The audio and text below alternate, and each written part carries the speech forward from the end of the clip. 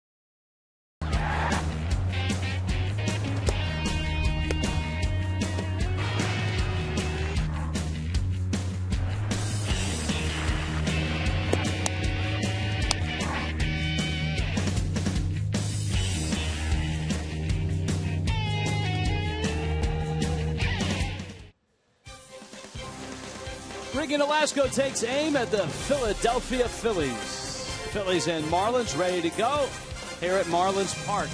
And it's the first of a 3-game weekend series. The Phillies coming in 4-5. Of course, the Marlins looking for wins, looking for runs, coming at 1-8. Here come the Phillies. A little new at the top, Ben Revere in the leadoff spot, off to a slow start. But they've got the band back together. Look at Rollins at 316 and Utley at 333. Ryan Howard, a homer and 5 RBIs. Michael Young is on fire. Dominic Brown is in left. Lance Nix in right. Delman Young still on the disabled list. Eric Kratz is the catcher. Carlos Ruiz still serving a suspension, and John Lannon will hit ninth, and he will do the pitching. And there is Ricky Nolasco. Yeah, it's a ball club, Rich. Ricky Nolasco has had some success against. He's had some poor games, but a lot of good games. 8-5 in his career against the Phillies with a very respectable 3.86 earned run average. He was 2-1 against Philadelphia last year. So Ricky, the all-time Marlins leader in most pitching categories, goes for win number 77 in his career and tries to, as they say, get off the schneid and get his first win this year. Here's the Marlins defensively, and it's brought to you by the Cleveland Clinic, Florida. Biggest change is Austin Kearns getting a late start in right field. Ruggiano and Juan Pierre filling out the outfield. Everything setting up the infield with Greg Dobbs in there against his former team, the Philadelphia Phillies, and Rob Brantley is behind the plate. Mike Redmond had to take Giancarlo Stanton out of his original lineup. Stanton with a sore shoulder, and in doing that he had to put Austin Kearns into the lineup. Kearns is out in right field, and reshuffle the batting order. Justin Ruggiano hits cleanup. Placido Polanco hits third. Well, it does a couple of things. Charlie Manuel knows the offense that Stanton can provide. It also takes away from Mike Redmond's bench, because with Kearns in the lineup, obviously Stanton won't be available to swing if that shoulder's sore, and it makes things more difficult for Mike Redmond. Ben Revere leads it off, and here we go with Nolasco facing the Phils. His 16th career start against the Phillies. Pinch of pennies. First pitch is a strike. And off we go. It's 0-1. Jimmy Rollins, Chase Utley to follow. Revere, the newly acquired center fielder / leadoff man. And he has yet to really get going. Last year hit .294 on base at a .333 clip.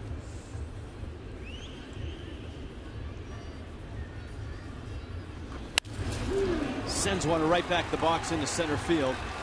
Revere, a very good base stealer. He's swiped 4 bags already, and he's at first base. Yeah, Ben Revere was third in the American League last year with 40 stolen bases. In talking to his manager, Charlie Manuel, he made a lot of comparisons, Ben Revere and Juan Pierre, because Charlie's seen them both. Well, now you get into the part of the Phillies order that is rejuvenated.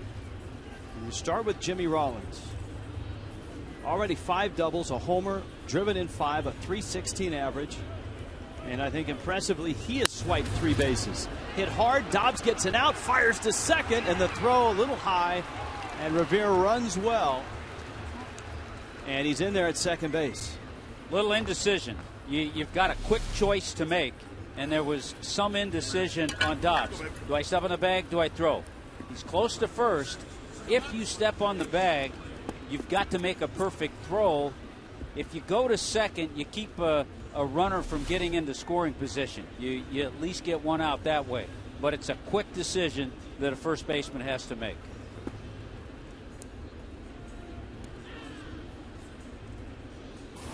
And here is Chase Utley, and just like Rollins, Utley looks like he did, what, 3-4 years ago. An average over 300, couple doubles, triple, 2 homers, 9 driven in, and all the issues that he's had with the right knee seem to be solved. Yeah, everybody that's watched Philadelphia this year, watched them in the spring, has talked about how well Utley's been running this year, and always has put up big numbers in his career against the Marlins. Utley with a runner in scoring position here, just underway. Nolasco's pitch on the ground. Solano to first. Revere is now at third. And Nolasco will have to deal with Ryan Howard, runner at third, and 2 outs. Now Ricky against the Phils, 8-5 in his career, an ERA of under 4. It's well below his career ERA. He's had better success, believe it or not, at a great hitter's park, Citizens Bank Park, where he is 6-1 and an ERA of under 3. And there you see the numbers for Howard. Just 6 hits, but 3 of those have left the ballpark.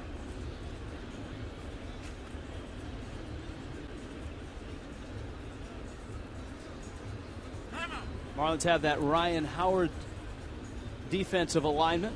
Yeah, the big shift. First time I think we've seen the exaggerated shift that way.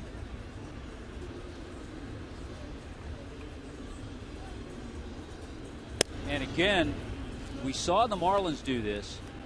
They keep Echeverria at short and move Polanco, the third baseman, over in that second base spot. Now, Polanco's certainly familiar with that. He played a lot of second base. He's won 2 Gold Gloves as a second baseman, so yeah, that's natural. And Brantley comes up to fake a throw to third, and I think he was going to throw it to Tom Hallion, the third base umpire. And Revere is looking at him like, oh, all right, go ahead.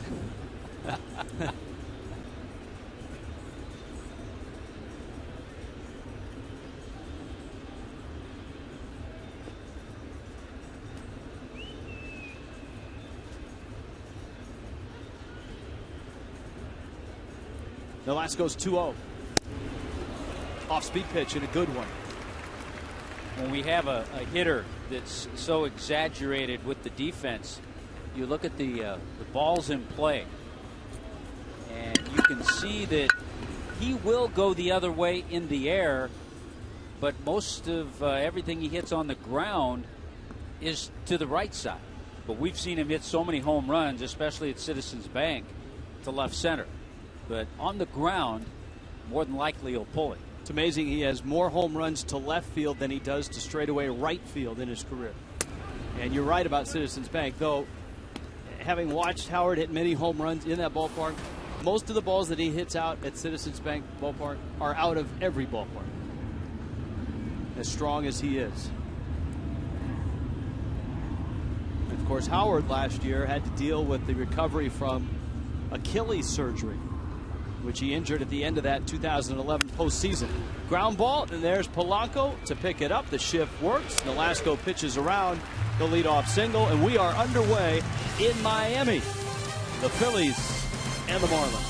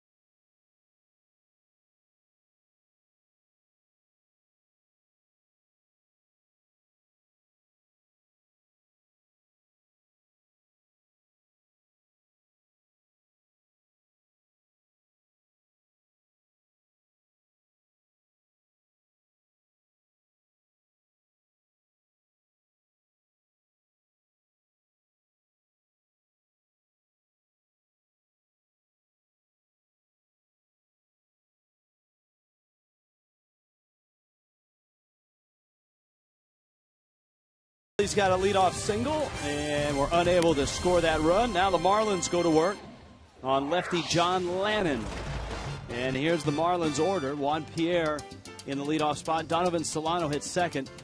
With Giancarlo Stanton out with a shoulder injury, he was a late scratch. Placido Polanco into the 3 spot. Justin Ruggiano slides up to hit 4th. Greg Dobbs hits 5th. Austin Kearns into the lineup, still looking for his first hit of the year. Rob Brantley is the catcher. Adene Echevarria is the shortstop, and Ricky Nolasco will hit 9th. And this is John Lannon, who, although he didn't start the year in Washington's rotation, he finished the year there and actually had a nice finish. He was 4-1 with the Nationals down the stretch. Yeah, he had 24 starts for Syracuse. And as I mentioned, he was like a good insurance policy when they needed that extra pitcher. John Lannon got the call. He was actually a couple of years, 2009 and 2010, he was the Nationals' opening day starter. Operation Shutdown with Steven Strasburg necessitated another starter. Howard there to get it and beat Pierre, the former Philly, to the bag. JP in a 1 for 12 right now. And here comes Donovan Solano. There's a look at the defense brought to you by Cleveland Clinic with Dominic Brown, Ben Revere, Lance Nix. A little different look in that outfield. Michael Young, what a terrific player he has been over his long career. Rollins and Utley, no change there. Howard at first, and Eric Kratz behind the plate. Donovan Solano, a .290 start to his year. Fastball strike. Sounds of the game. We know that Eric Kratz has some good lungs, letting his pitcher know to get over there. Solano lines that one in the gap, left center field. Brown is there, and he makes the catch. Dominic Brown snares it. There are 2 outs, and here comes Placido Polanco. Yeah, Dominic Brown, we talked about it, Rich. He's one of those guys we've heard about for 3 or 4 years. An up-and-coming Philly. And this is the first time he's played games for the Phillies in April. I mean, he's been called up a few times, and he's just 25, so he still has a lot of game left. Here is Polanco, and he takes inside. Polanco, a former Philly. Injured his last couple of years, and for Polanco, 90 games last year. Remember, he had the hernia surgery back in 2011, lower back issues last year. A Philly twice over the 3 most recent years, and then 4 years earlier in his career.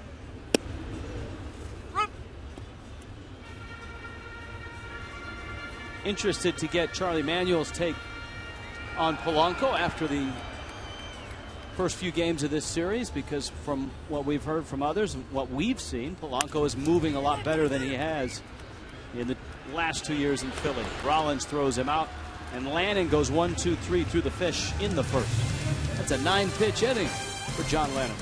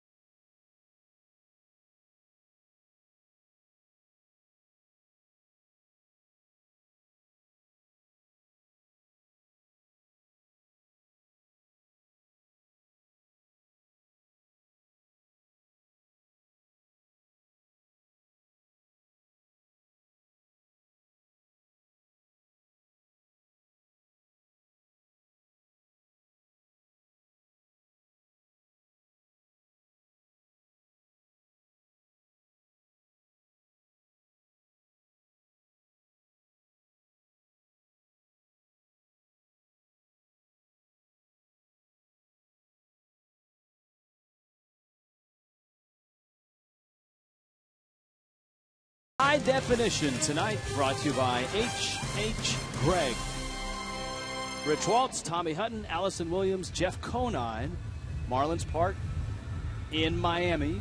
Another roof open night, although the roof tonight is closed just a little bit. It's just over the first base stands, but everything else is wide open. The rolling windows open in left center.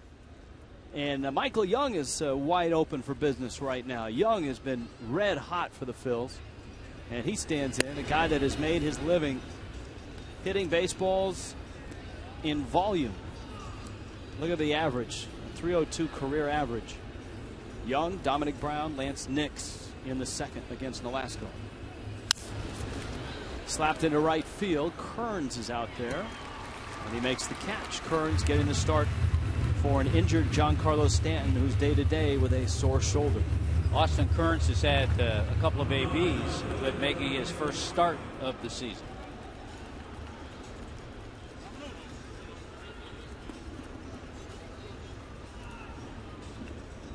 Now Dominic Brown. I think, Rich, if there's an unsettling issue. That one's unsettling. Left center field deep. Pierre is there. And at 386 feet, he hauls it in. Dominic Brown's thinking right now where that would have been at Citizens Bank. But I think the unsettling issue for Charlie Manuel is his outfield. He's got a few moving parts, in especially left and right. If you want to bring your team to see the Marlins, experience Marlins baseball in a variety of affordable group packages, air-conditioned comfort, incredible food and beverage options. Reserve your group today at 1-877-MARLINS or go to marlins.com/groups. Lance Nix, the muscular outfielder, pulls one foul. Nix out in right field. That will be the domain, the Phillies' hope, of Delman Young once he is back and healthy after microfracture surgery to an ankle back in November. They're hopeful, the Phils are, that by early May, Delman Young will be back.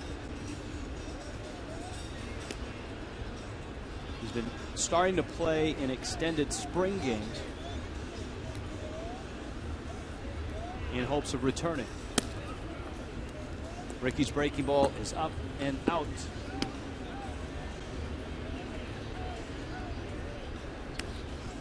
Nolasco 0-1. Of course, a very good start in the opener, but lost at Washington.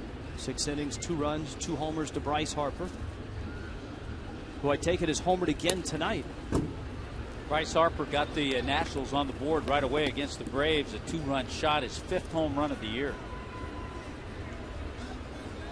That's a big series, obviously, a weekend series, the first meeting between two teams that are favored to get to the postseason, Atlanta and Philly. Joe Espada, Mike Redmond. 3-1 pitch. It's a strike, let her high. Nix had already started towards first base. Nix last year a good job in pinch hitting, getting some starts. He started 26 games last year.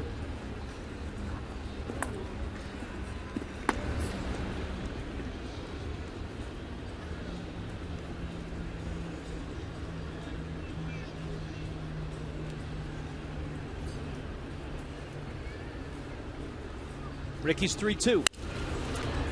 To right, Kearns is in and there, and a little skip and a catch. And Nolasco goes 1-2-3 in the second. Inning and a half in, Miami and Philly are scoreless.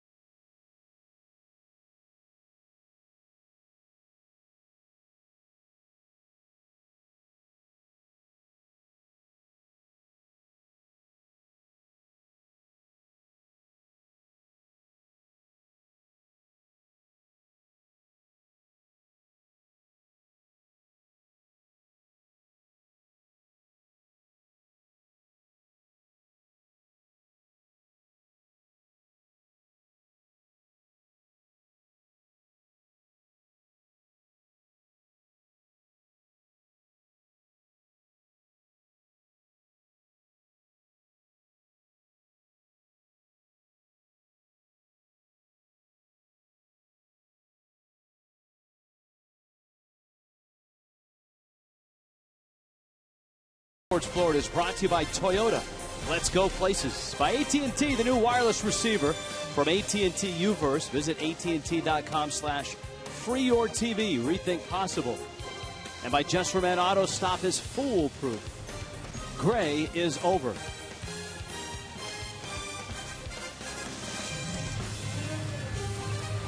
Calm waters outside, and so far for both pitchers, John Lannon and Ricky Nolasco, a scoreless ball game. Justin Ruggiano, Greg Dobbs, Austin Kearns against Lannon. Ruggiano moved up into the order with the departure of Giancarlo Stanton. Stanton, a late scratch with a sore shoulder. Really changes the thinking and the game plan of John Lannon pitching to the Marlins lineup without Giancarlo. Lannon out of Siena.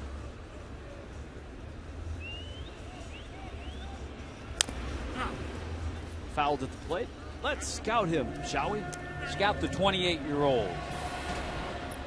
He's not overpowering, and we hear that a lot with a lot of left-handers. A great Nationals insurance policy last year he was, and he will nibble.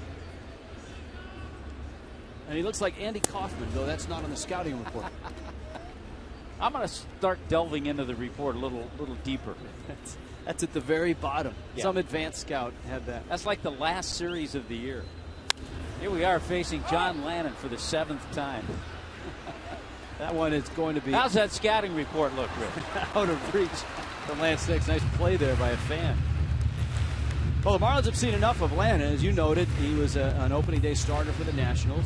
As that Nationals rotation grew into what it is now, with Zimmerman coming aboard, Strasburg coming aboard, Gonzalez traded for, Lannon was kind of pushed out. Ross Detweiler beat him out last year. He's had 11 career starts against the Marlins. Ruggiano did not swing, which is a good thing because he was halfway down to first by the time the appeal was heard. That would be the equivalent of you get in your car and you're halfway home before they deliver the verdict in your trial. Ruggiano wasn't waiting around. It tossed the bat, trotting down, and right about now, the first base umpire, Chris Guccione, was saying, no swing. So here's Dobbs now, and Dobbs, like all the Marlins, have seen an awful lot of lefties. And they get one here tonight in Lannon. They'll get another really good one tomorrow night in Cole Hamels. Marlins are already 0-5 against lefties. So this is the 6th lefty they've faced. And this is game number 10. Boy, Mike Redmond has been tossing around different ideas. This is it's really the 11th different lineup that he's used. Broken bat, Utley shovels it, Rollins will eat it. Dobbs is across, Phillies get the lead runner. And I say 11, even though this is the 10th game, but he had a lineup that had Stanton in it, and that was the 10th different lineup. And then he changed that when Giancarlo was scratched. So he's it's not because of lack of effort. People are always saying, well, why don't you change the lineup? Why don't you put this guy here? Mike Redmond's trying everything he's thinking of. Marlins are not getting on base, and when they do get on base, they're not driving in runs. And it's pretty simple. Kearns now, and he takes a strike. Austin Kearns had a solid year last year, especially as a pinch hitter. Here he gets a start, a last-minute start.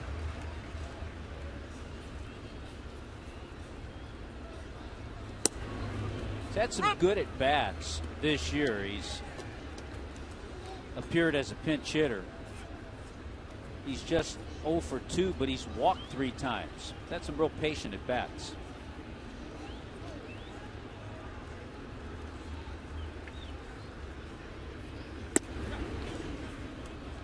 Lannon, another changeup that floats away, and it's 1-2.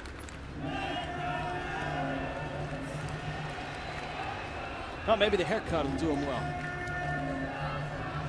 Guys get home, they have a chance to visit the team barber, get all cleaned up. Guys, check in with Hugo. They need that tightened up haircut. And it's not just the players on the Marlins team, visiting players. Hugo has such a great reputation around baseball. That's on the list when you come to Miami. South Beach and a visit to Hugo. Maybe you go to Hugo before you go to South Beach. 2-2. And it's that's usually the progression. Fouled back to the screen. Or if you have a bad night at South Beach, they'll send you to Hugo.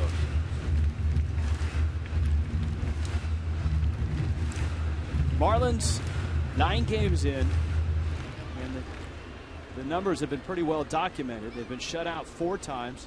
They have just 16 runs, last in baseball. And Kearns fouls it off.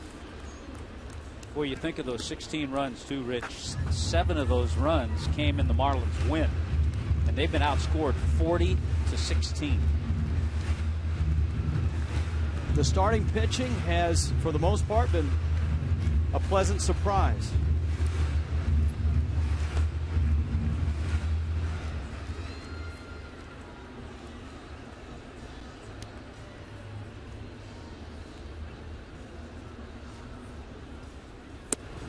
Kearns takes low and in. We talked about how John Lannon can nibble, and I think he's shown that this inning, walking the leadoff man Ruggiano, and now falling behind 3-2 right here to Austin Kearns. With Brantley on deck.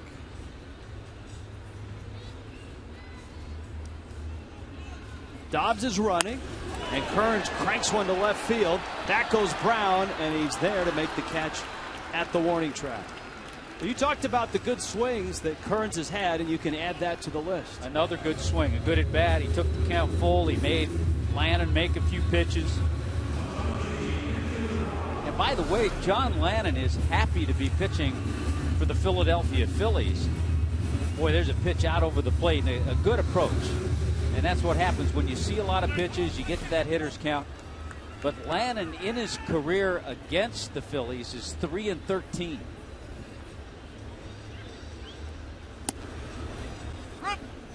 Here is Rob Brantley.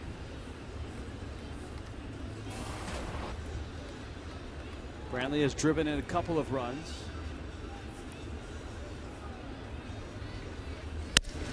Busts his bat. Utley is there, and he makes the catch. And the Marlins leave a runner here in the second. Through 2. Scoreless ball game.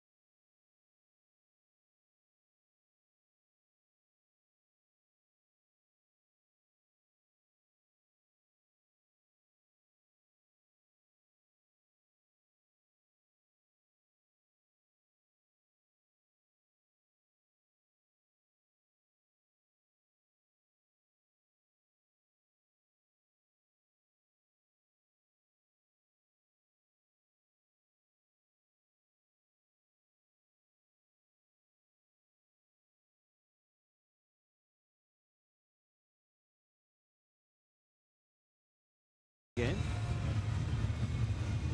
Twitter poll tonight brought to you by AT&T UVerse. Will the Phillies extend their string of 500 or better seasons to 11? They were 81-81 last year. Hashtag Phillies can, hashtag Phillies cannot. 8 of those years have been under Charlie Manuel. 5 division titles for Charlie and a World Series championship in 08. A trip to the World Series in 09. Back to work for Ricky Nolasco, Eric Kratz, and then John Lannon and Ben Revere. Kratz has been a pro for a dozen years, and this is his first opening day roster.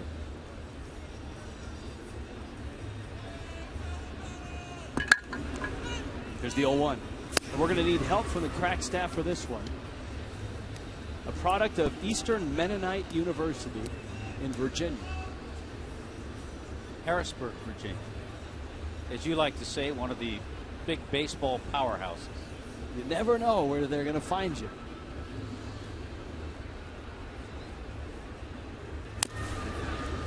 That one fouled back to the screen. And of course, Kratz getting a little more playing opportunity. Last year he started 38 times. But here's a look at the Cholula hot sauce spotlight. I'd like to see the commercials for the meatpacking company. Yeah. Are they online? Yes, I'm told by the crack staff he dresses up as a chicken in one of the commercials. But the reason he's getting a little playing time is Carlos Ruiz. Chooch is serving out his 25-game suspension for a stimulant, a banned stimulant. Not a performance-enhancing drug, but a 25-game suspension nonetheless. But Chooch is here in spirit. I think the Phillies miss him, Tommy. Having watched enough Philly games over the last 5-6 years, one of the most underappreciated guys until the last couple of years. He made an all-star team, and I think people started to realize how good he was. I think some of the pitchers miss him, too. Kratz pops it up. Solano's out on the grass. Kearns is behind him, and Solano makes the catch. Tommy would like to tip our caps to Carrie Montano. She's the principal at one of the Marlins Ayudan partner schools, Terra Environmental Research Institute. And she's been officially announced as the principal of the year for Miami-Dade County. So congratulations to Carrie. Thank you for doing what you do, and it's equally special for the Marlins Foundation that she's a principal at a Marlins Ayudan partner school. Well, congratulations, and congratulations to all the teachers who are out there in all the different schools, from the elementary level all the way through high school. Especially the ones that had Tommy Hutton. Here's the 1-1. It's a breaking ball down low. That wasn't too much of a problem. I just always had to keep my grades up so I could play sports. That's right. Stay eligible.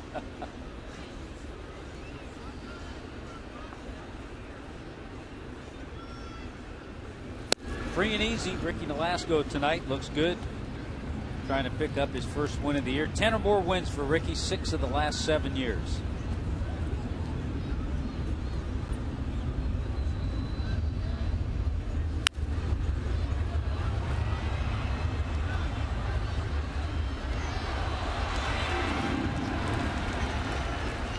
And 2. Atlanta really didn't have to change sleeve colors, shoe colors, wristband colors from National Red to Philly Red. 3-2 coming. Knocks one into left field. Pierre isn't going to get this one. It's in the gap and on the way to the wall. And John Lannon has got himself a one-out double with an aggressive turn at second base. Boy, a guy who came into that at bat with an .097 career average has hit the hardest ball of the night so far for the Phillies.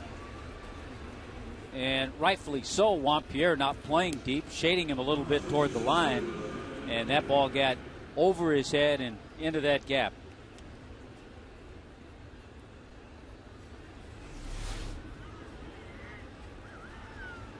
Lannon has doubled. Here comes Revere now. There's one out. It's the top of the third. If you've just happened by, weekend series with the Phillies breaking out.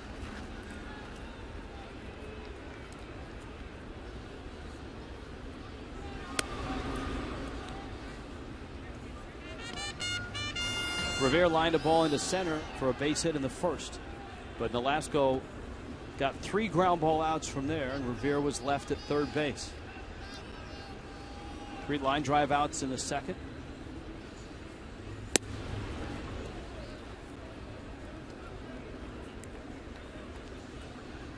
The Phillies, Charlie Manuel, they do not expect home run power from Ben Revere. He has over 1,000 major league at bats and has never homered at the major league level.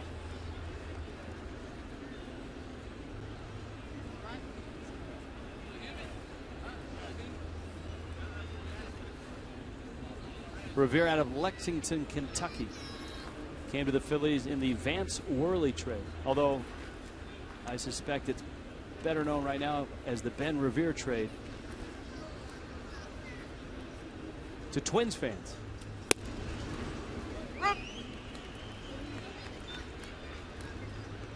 This is a guy that swiped 40 bags last year.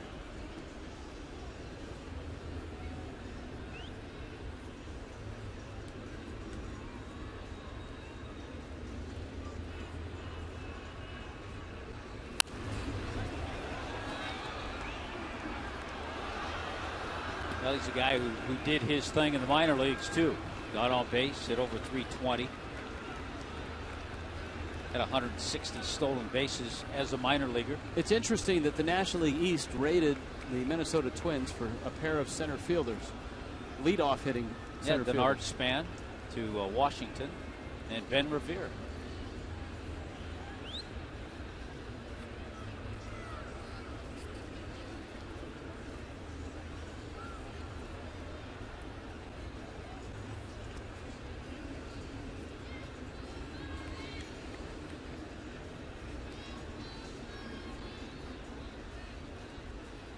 Two coming.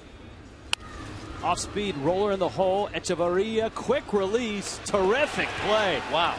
Dobbs digs it. That's a fast man. And Echevarria, like lightning, had to release it and get him at first. Have to make the choice, too, and he made it, and it was the right one. Do I backhand this ball, or can I get there in front of it? He got there, and then with that flip throw, still got enough on it to get the speedy Revere. Good stretch, too, by Dobbs over at first.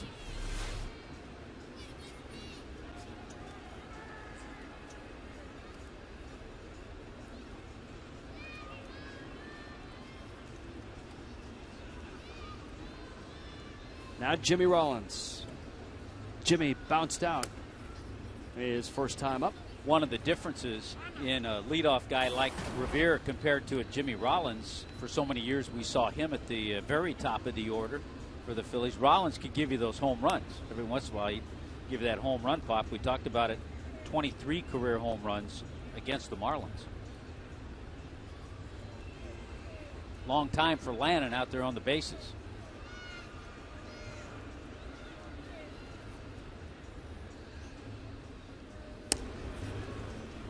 Breaking ball and a strike.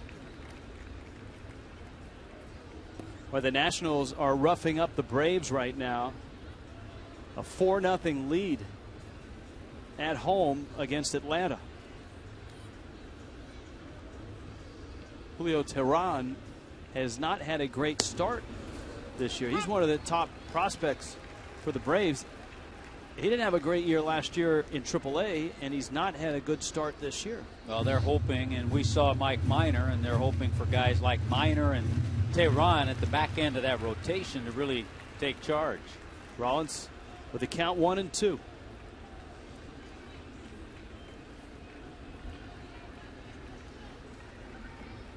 Utley's on deck. Nolasco to the plate. And it's pulled foul. A little change, a little splitter from Ricky, and Jimmy out in front. Rollins is 34, and that's one of the themes for this Philly ball club. His age. You've got Rollins at 34, Utley at 34, Howard's 33. The Phillies added Michael Young, and he's old at 36. Yeah, but they say in tremendous shape.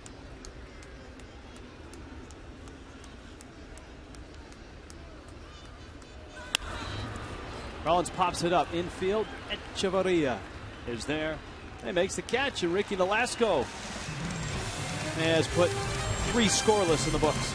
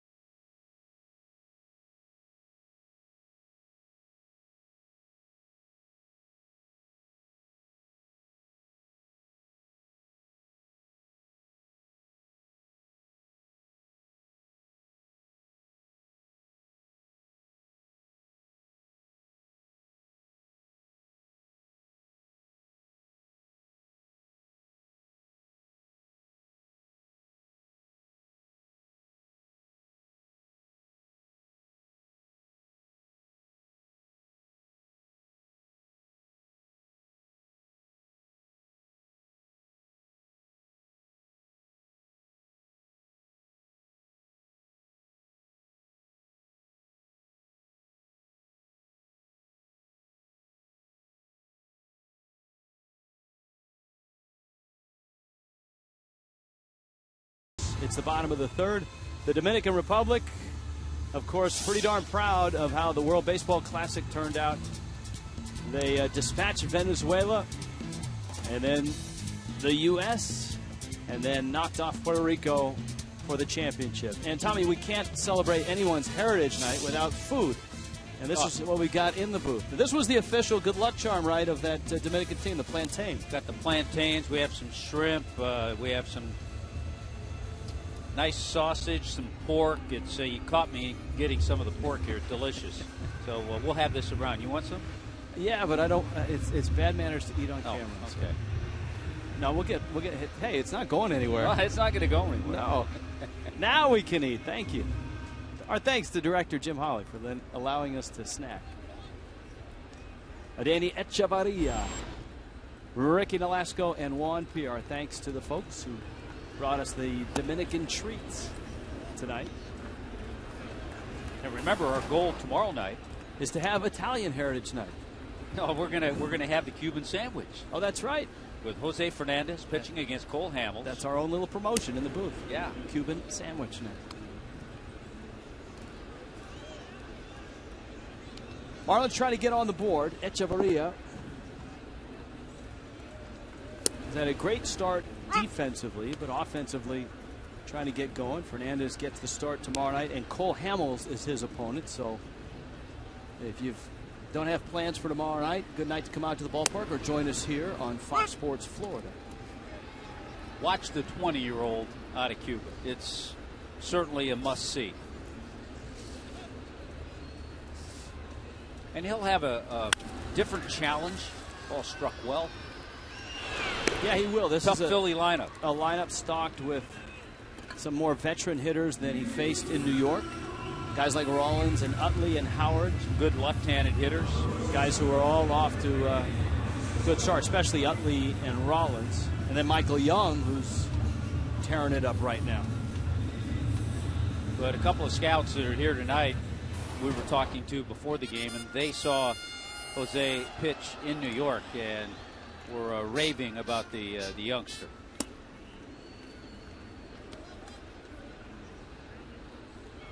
Well, Lannon doubled off Nolasco. Let's see if Nolasco can retaliate. Though that word was bounced around a lot today in the discussion of the Dodgers and the Padres situation. if you've been under a rock, you haven't heard the discussion, nor have you seen the highlights of Carlos Quentin charging the mound and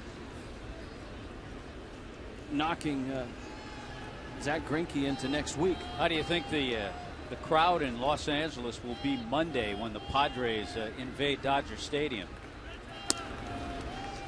Pitch misses outside, and it's 2-2. And evidently, Greinke's going to have surgery tomorrow. Out 8 weeks at least. Wow. Here's the 2-2 pitch. Nolasco a liner, and Ricky rips one into right center field. So both pitchers have had the best swings of the night. Landon and now Nolasco. All right, if you were under a rock and you missed it, here are the highlights or lowlights. This is a 3-2 pitch in a one-run game in the 6th inning. Quentin and Greinke had history between each other.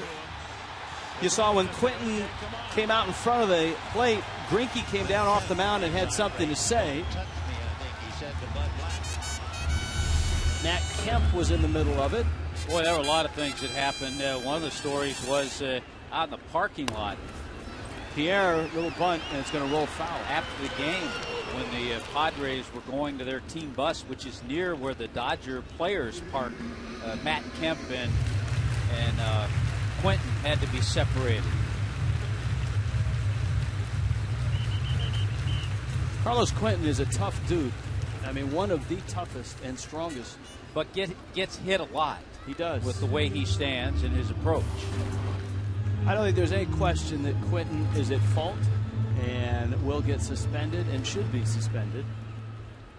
You just wonder what would have happened had Greinke not come off the mound and said something and just turned away, or at least done a, hey, my bad. I wonder if that will be in the umpire's report. The umpire, they threw him out. Had to have heard, though, what he said, and I've never read what he said. They did not. One of the umpires might not divulge that. One of the umpires commented on that after the game and said until they file the report the next day, then they will talk about it. Pierre swings and misses. It's 1-2. I know when we have altercations up here, you usually just say my bad. I do, and then our producer John. Then I don't charge you. Our producer John Sulzer files the report. Here's the 1-2 to Pierre. And Pierre takes up. John Lannon. And then Cole Hamels. And on Sunday, Roy Halladay and Kevin Slowey. Liner off of Lannon. Rollins picks it up, takes it himself, but he can't get Pierre. Pierre hit it hard. Nolasco is out at second, and there are 2 outs. It's copyrighted telecast presented by the authority of the Miami Marlins, may not be reproduced or retransmitted in any form. Accounts and descriptions of this game may not be disseminated without the express written consent of the Miami Marlins. That ball looked like it was ticketed to center field, but deflected by Lannon, and Rollins was right there to get the out at second base. No chance for him to double up, get the double play on JP. Here is Solano. Lannon, good move to first, and he chases Pierre back. It's one of the things that Miami has yet to get going, and that's the running game. Just 3 stolen bases. Pierre has one of the 3. Justin Ruggiano has the other 2.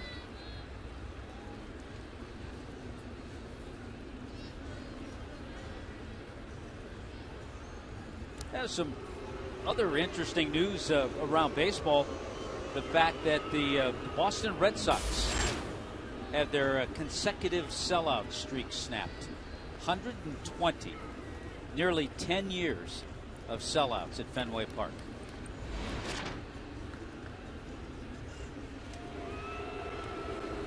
The Phillies have the longest National League sellout record. 257. Which has been snapped, though. Yes, that ended last year on August 6th.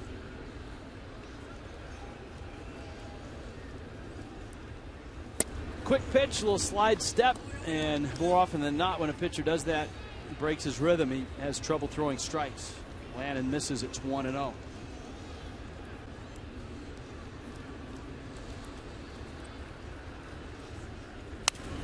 Solano fouls it back and out of play. Andy Pettit scratched with a sore back. Michael Morse, the Fort Lauderdale product, suffers a fracture on his hand. Yeah, he got hit by a pitch. Well, was off to a terrific start to, I believe, 5 home runs. It's a small fracture on the little finger on his right hand. Out for a week, they said. To right, Nix is there, and he makes the catch. Marlins and Phillies have played 3. Neither have scored.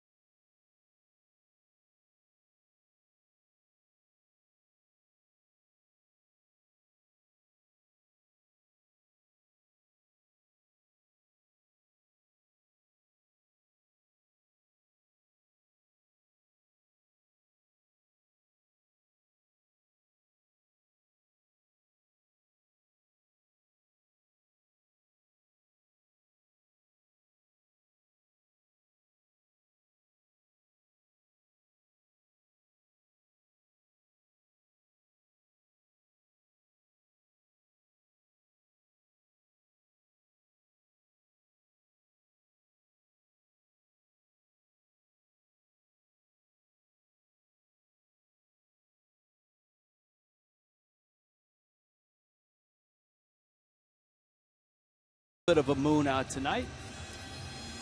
Marlins and the Nationals will be here on Monday, 7:10 start. You can get all you can eat seats for just $22. And on South Florida Heroes Monday, all military, veterans, and first responders will get complimentary tickets at the Marlins Park ticket office. Go to marlins.com today. One of those artsy shots that our critically acclaimed producer captured when he was out and about on his day off in Washington, D.C. It's won him many awards. Chase Utley, Ryan Howard, Michael Young.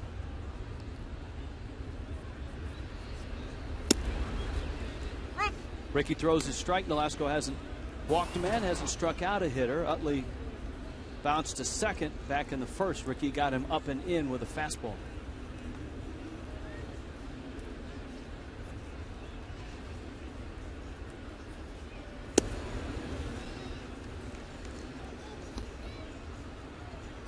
Ball and a strike.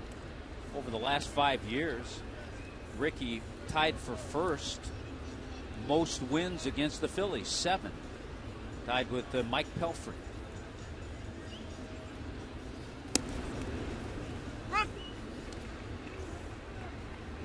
It's always interesting to compare numbers, especially guys like Utley or Nolasco, who have been in the division for 6, 7, 8 years, and see how they've fared.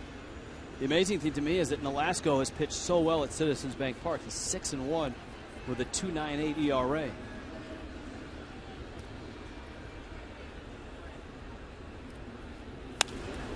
Out in front is Utley. Hooks it down the line, and it's into the corner, of foul ball. Well, the Marlins kind of had a stretch a couple of years, 2-3 years, where they played well against the Phillies in Philadelphia, but the Phillies just killed them at home. So Phillies have been a good team in South Florida.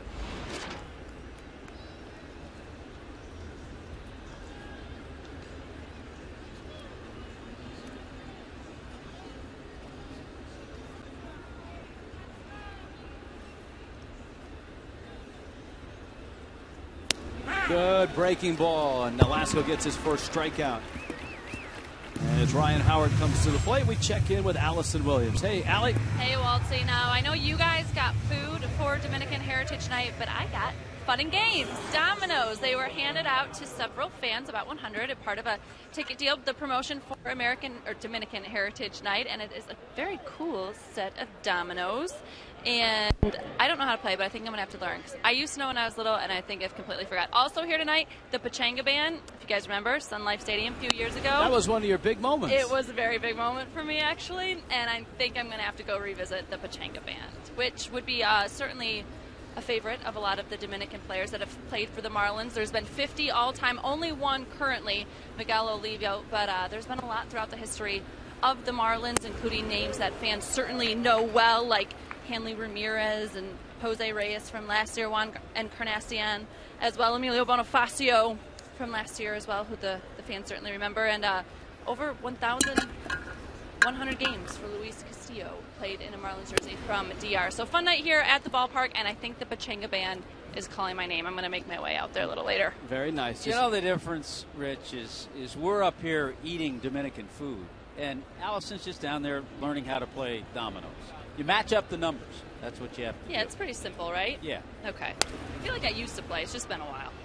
I think the amazing statistic on Dominican players is over all the years and the many Dominicans that have played in the major leagues, only one Dominican's in the Hall of Fame right now, Juan Marichal.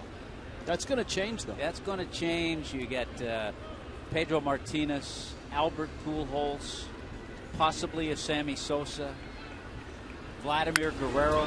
That ball's hammered right center field and deep, and it's going to bounce over the fence. Ryan Howard's got himself a double.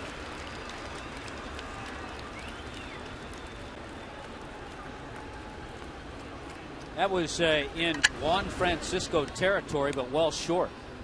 Howard hit it well, but not that good. Pitch is up.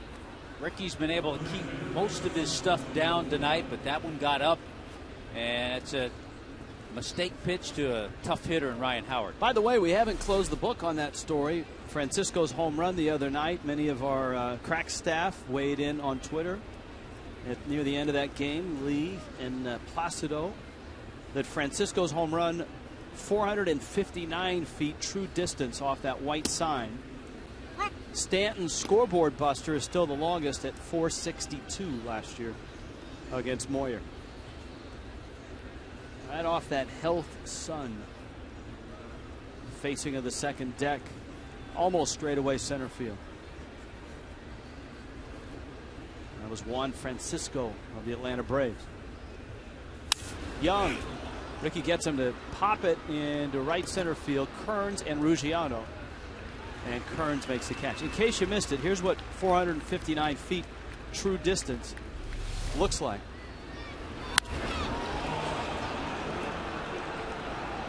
Well, Alex Sanabia knows what it looks like. He doesn't want to revisit it, but that ball was crushed by Francisco. Now, the true distance takes into account trajectory, height of wherever the ball lands.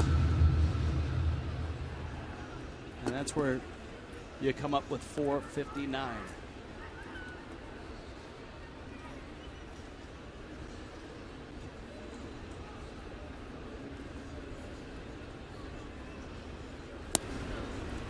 Dominic Brown now.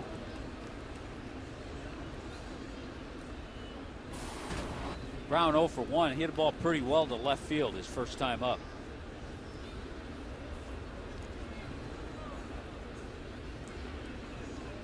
Ryan Howard, a one-out double, 2 outs now, and Brown takes in.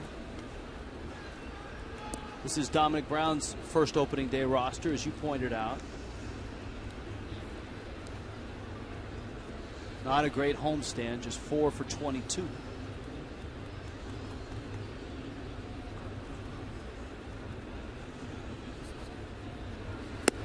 Watching Ricky early on this season, there's the changeup there, the splitter. He's had good velocity. Now, there was a period of time last year where he was upper 80s, but he changes it. He'll still throw fastballs upper 80s, but he also likes to reach back and get 92, 93 every once in a while.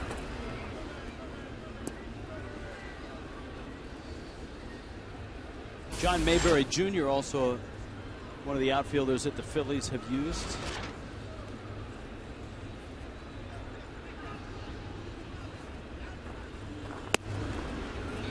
Big curveball for a strike. Tomorrow night, you'll want to be with us. Jose Fernandez start. Marlins Live, driven by your South Florida Honda dealers. Starts things at 6:30. Cole Hamels against Fernandez. Jose's first home start. Frank Fort with a terrific feature on his incredible story.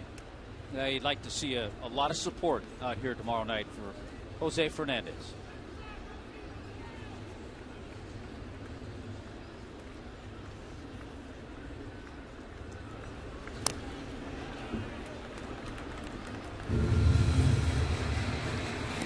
Two and two.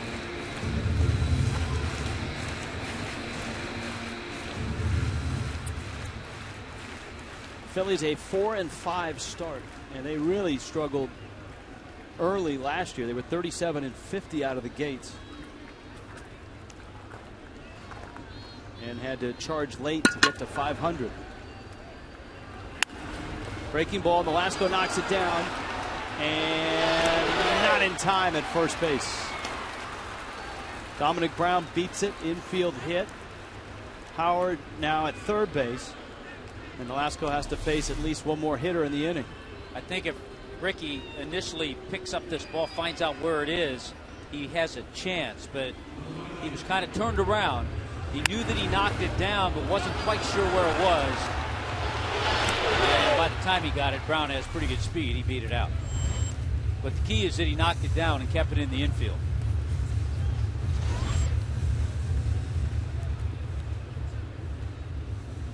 Now Lance Nix.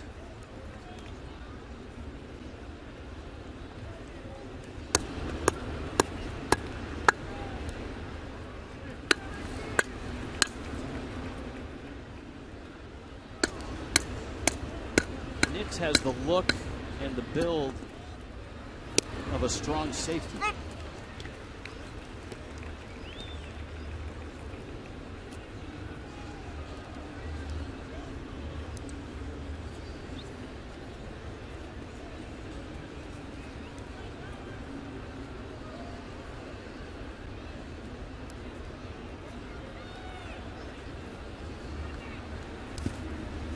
Brantley has to smother it.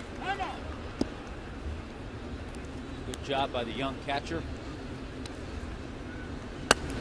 It's a situation, you're a young team, you've really struggled. You get in a situation like this, and you know you're Brantley, you've got to make that stop. You've got a runner at third.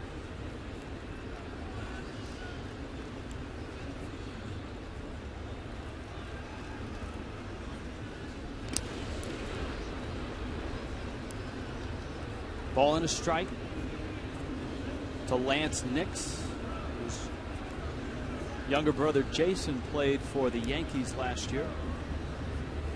Nix was a high school football player in a terrific place for high school football, Midland, Texas. 1-1 pitch. Swing and a miss. He's 6'1", 220. Yeah, he had some good high school football in Texas. He was a quarterback.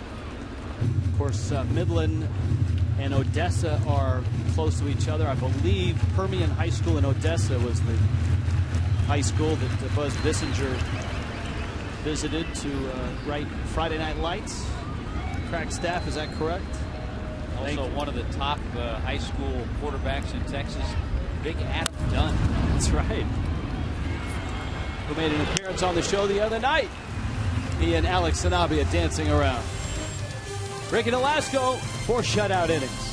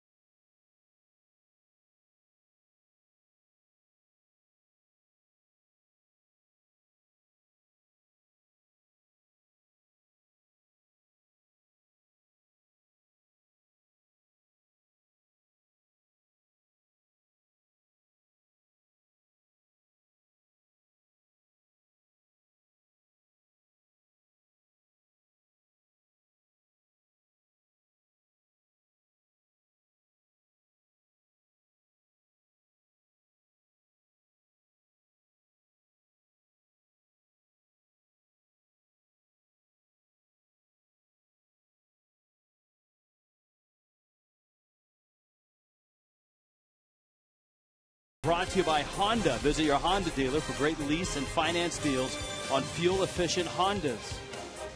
And by Checkers. Feast on.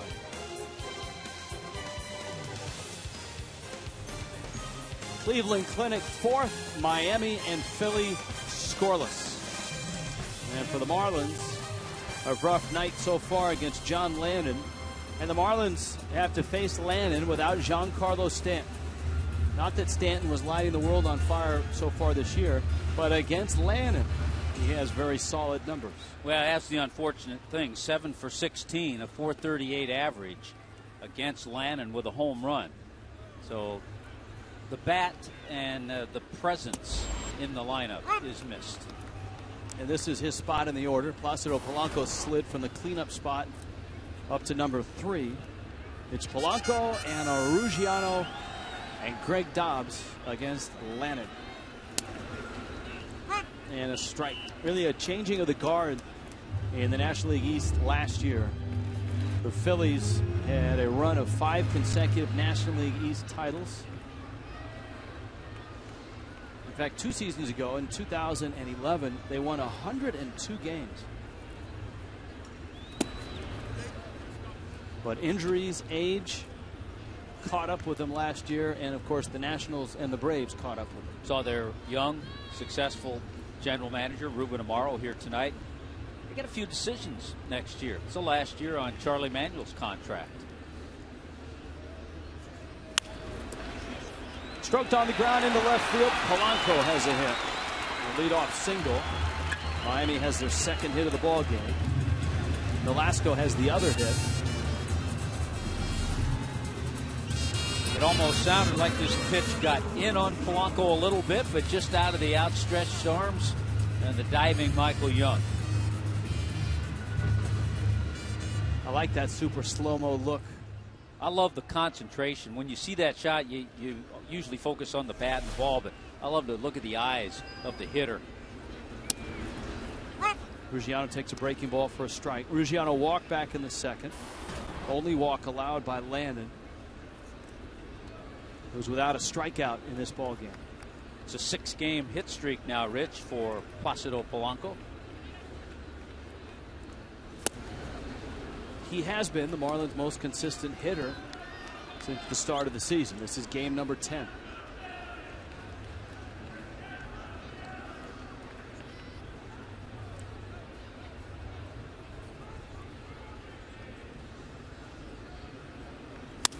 Ruggiano rolls one out towards Rollins to Utley, little double clutch.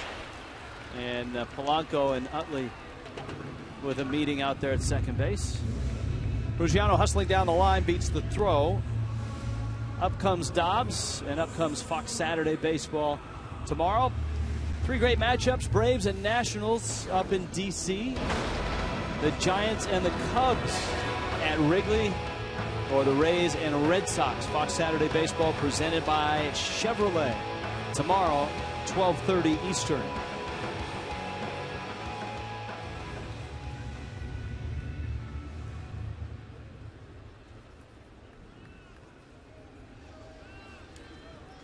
Dobbs in 0 for 1. Ruggiano a threat to run. Lannon comes home and misses down low.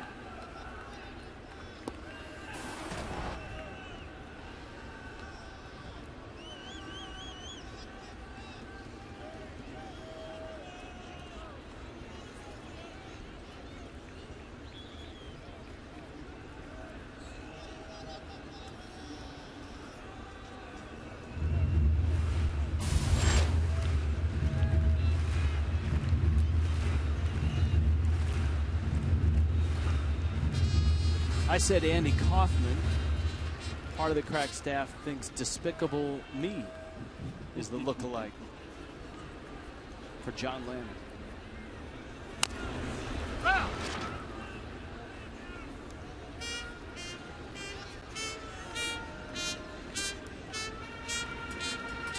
11th round draft pick out of Siena, and a free agent signed by the Phils.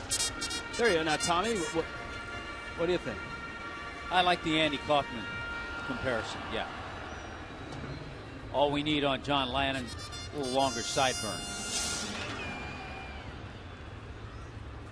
Got him picked off. Howard's going to make a bobble and unable to make a throw. That's a stolen base for Ruggiano. Yeah, I mean, two little bobbles in this inning that have so far cost the Phillies to this point.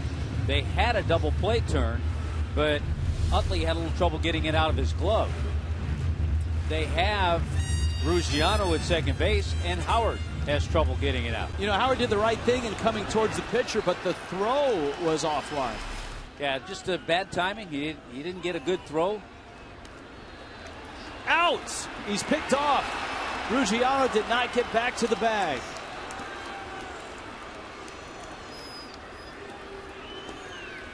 And so the Marlins lose a runner in scoring position on a nifty move by Lannon. That's kind of the opposite turn. This is a real difficult move, and Lannon's one of the best at it. Rollins sneaks in, and Ruggiano comes up and tries to sneak around Rollins, but no chance. Just a quick pickoff move. But you know what? You have to know that. If you're a runner, if you've had trouble scoring, if you're 1-8, you have to know that guy has that good pickoff move. Dobbs fouls it down the first baseline. As we've noted from day one, the Marlins don't have boppers in their lineup. In fact, they have the one bopper, and he's not in the lineup, Giancarlo Stanton. And as you pointed out on numerous occasions, you have to do the little things right if you're going to score runs. If you aren't able to do the big things, like hit the ball out of the park. Miami's hit just 2 home runs, and this is game number 10. So if you're not hitting home runs, and your on-base percentage is just .287, which is 13th in the National League.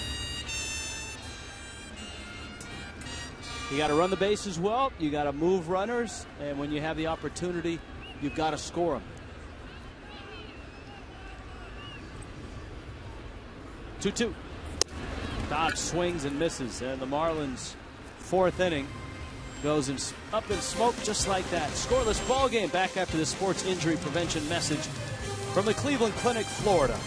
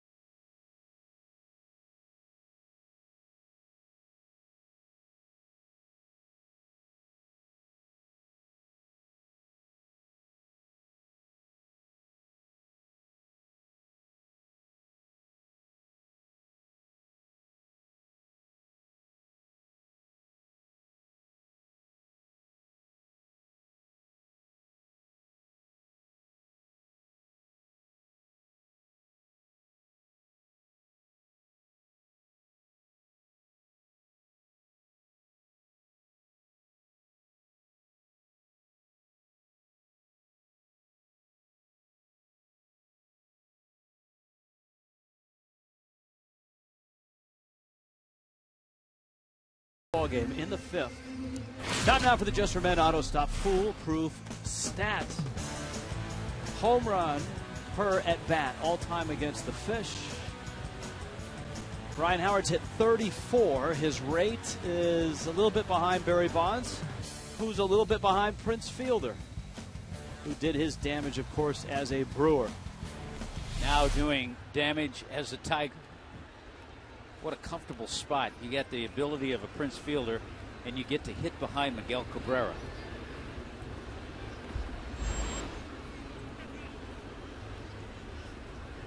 Velasco has been putting up zeros. The Phils have 4 hits.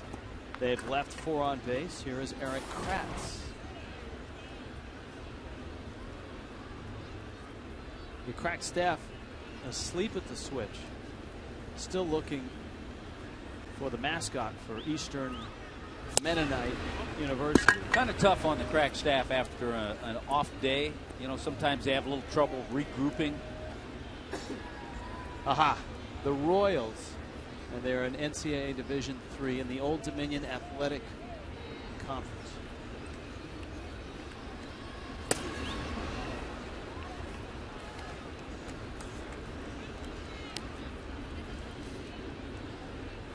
Herm the Blue Lion is the name of the mascot.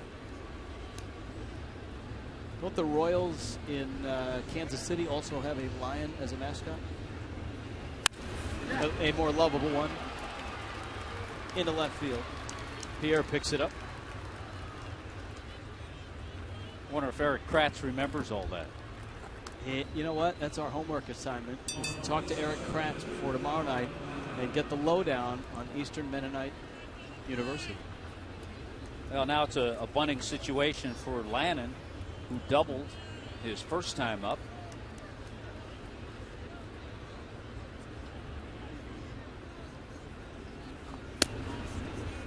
You and I were talking before the game about the coaching staff. The guys on the bases for the Phillies. Be a pretty good old-timers game. Oh, you're right. I mean, you've got Ryan Sandberg at third, Yeah, Samuel at first. Hall of Famer over at third in Ryan Sandberg. Over 282 home runs. MVP in '84. And Juan Samuel had a real condensed career, but he had some years that were incredible. And the assistant hitting coach, they have 2 hitting coaches. Pretty good one himself. It's Wally Joyner to go along with Steve Henderson, who's the hitting coach. See, I'd like to see an inter-squad game between the Phillies coaching staff, because I think Charlie Manuel could still bang out a couple hits. Yeah, he could DH. And the Diamondbacks staff, which has got Trammell, Matt Williams. Of course, Kirk Gibson. Chuck Nagy could start the game. Brantley picks up the bunt and throws a changeup down to first, but in time to get Lannon. Well, he looked at second, and I think Rob Brantley had a thought of going to second base, and then changed his mind, and maybe didn't have the greatest of grips, but was able to complete the play anyway.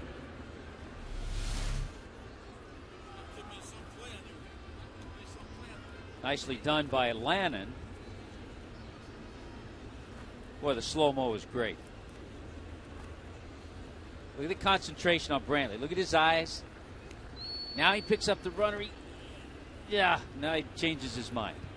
That's a great look.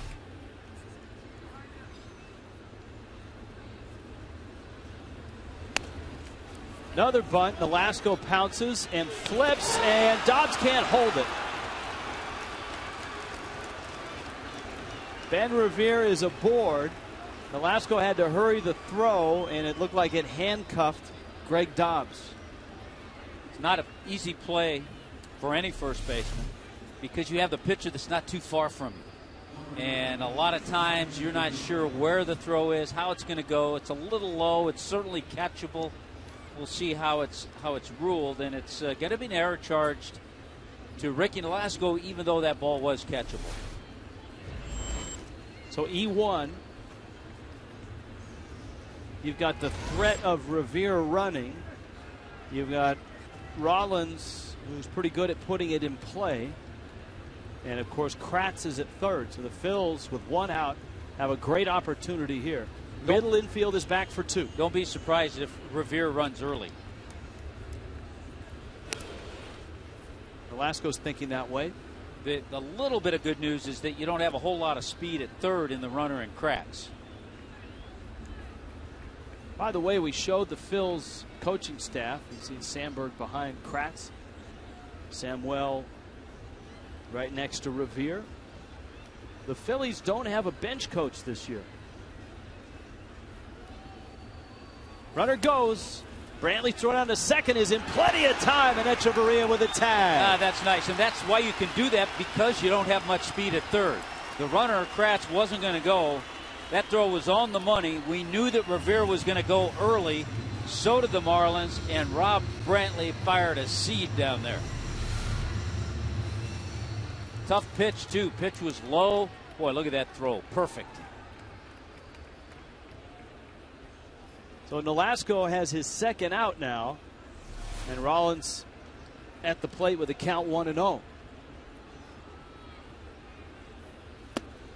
Most teams, in fact, every team has a bench coach, but the Phillies have moved away from that in that they have added an assistant hitting coach in Wally Joyner, and Sandberg kind of fills the role as Charlie Manuel's bench coach. Yeah, when the Phillies aren't batting and he's in from third base, he kind of stands alongside Charlie. And many feel it's overdue that Sandberg gets a managing job in the big leagues. You tip your cap to a Hall of Famer that decided he wanted to manage, so instead of just glomming on to some organization and waiting for a job at the major league level, he went down to the minor leagues and managed in the minor leagues. He was in the minor leagues with the Cubs organization. Many thought he would get the Cubs job, and he's been in the minor leagues managing AAA for the Phillies. Up the middle, Solano backhands and throws on the run, and Nolasco escapes here in the fifth. Still a scoreless game halfway through. Marlins and Phillies in Miami tonight.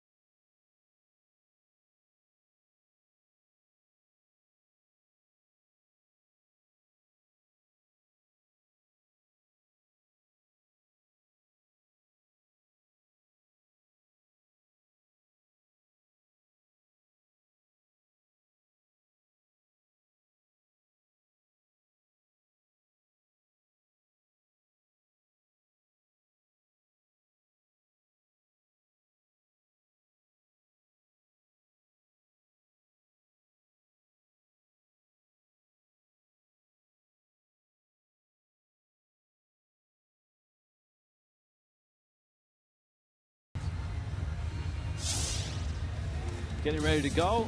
The impressive numbers at the bottom. Since 2008, of the 226 All-Stars, 14% have been Dominican-born.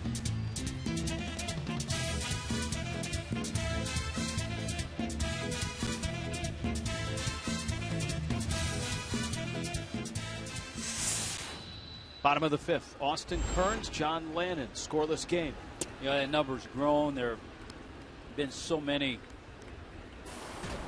academies that organizations have built in the Dominican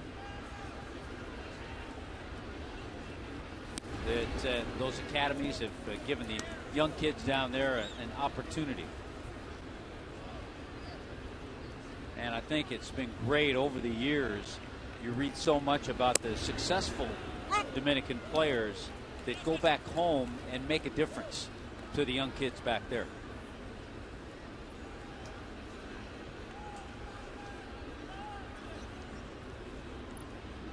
Austin Kearns pulls one foul. Rob Brantley and Adeiny Echeverria here in the bottom of the 5th. Now, John Lannon's been outstanding. Miami has just 2 hits against Lannon. Kearns lined to the warning track in the 2nd inning in left field. And Kearns, a swing and a miss. Lannon with the strikeout. He has struck out only 2, but those are the last 2 that he's faced. Good breaking ball in a perfect spot, down and in, and he really fooled Austin Kearns.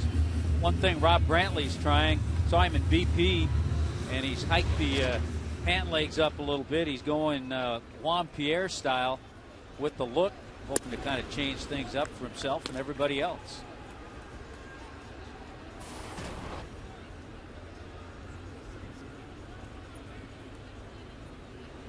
Of course, Tommy Hutton could do that in the broadcast booth if he were wearing socks. But that's a Marlin broadcast tradition. Yes. Ball and a strike. Might have to pack some again on that Cincinnati, Minnesota trip, though. How are the Mets and the Twins doing, by the I way? think they're shoveling snow right now. That was a real concern. The Mets going in there for interleague play against the Twins. And obviously, if any of those games get postponed and they're unable to play all 3 games, the Mets are going to have to try to find a way to go back to Minneapolis.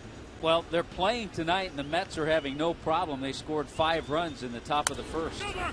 Brantley pulls it and pulls it foul. Daniel Murphy's doubled. David Wright has doubled. And you know what? All that scoring coming off the aforementioned Vance Worley.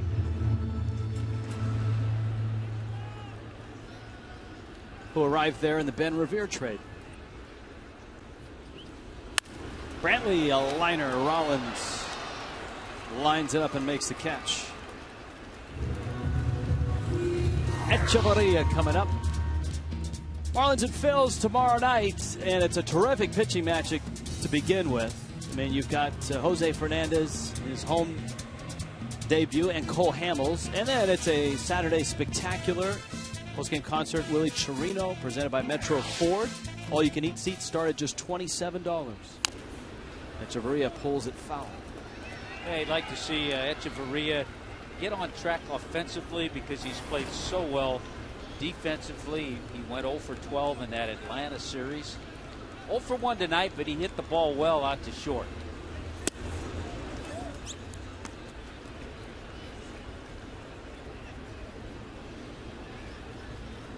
Ball and a strike to the Marlins Cuban shortstop.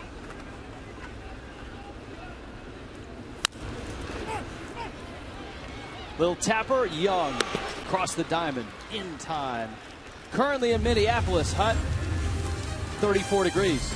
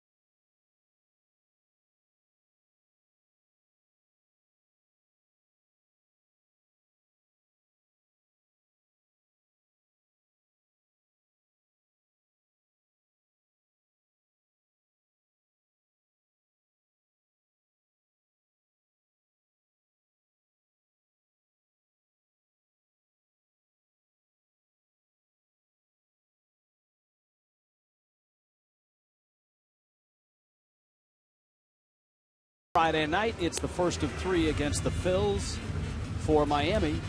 And Ricky Nolasco doing what he's done his first 2 starts, pitched well. A no decision his last time out in New York. Of course, he lost in the season opener to Steven Strasburg and the Nationals by a score of 2-0. We talked about it a few times, Rich, the job that the pitchers have when you know your offense is struggling. You just have to go out there, stay with your game plan. Been real pleased at the way Ricky's done that, all 3 starts, and he's throwing well. You know, the logic sometimes is to panic, to press a little, think you have to throw a no-hitter and hit a home run yourself. And Ricky's just pitching his game, making good pitches tonight.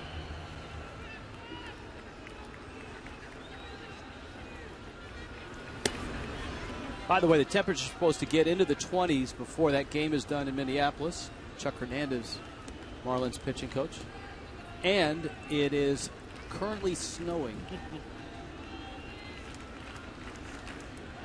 All you need is a Bud Grant and the Purple People Eaters to emerge from the old Met, where they played both football and baseball. That's where the Mall of America is now. They've got the home plate right in. Joe Cap out. Yeah, Joe Cap, Fran Tarkenton. Camp Snoopy is a home plate in Camp Snoopy in Mall of America that supposedly is where home plate was at the old Met. Out to right, Kearns makes the catch. And we were talking about coaching staffs that could participate in an old-timers game, and our crack staff helping us out with a pretty good one, the Dodgers. You just start with their manager, number 1, Don Mattingly. Phil DeMontmollin is our baseball historian / statistician. And you're right, that Dodger staff, you start with the hitting coach, Mark McGuire. Not bad. His first year as a Dodger hitting coach. Manager Don Mattingly. A guy whose influence is still felt, I believe, on this Phillies team, Davey Lopes. Tim Wallach, guy that you knew from your Expo days. Solid third baseman, got some power. Rick Honeycutt was the first setup man, wasn't he? I mean, if Tony La Russa invented the modern-day bullpen and Eck was kind of the guy that he used, well, Honeycutt was his 8th inning guy. Yeah, Honeycutt had a long career.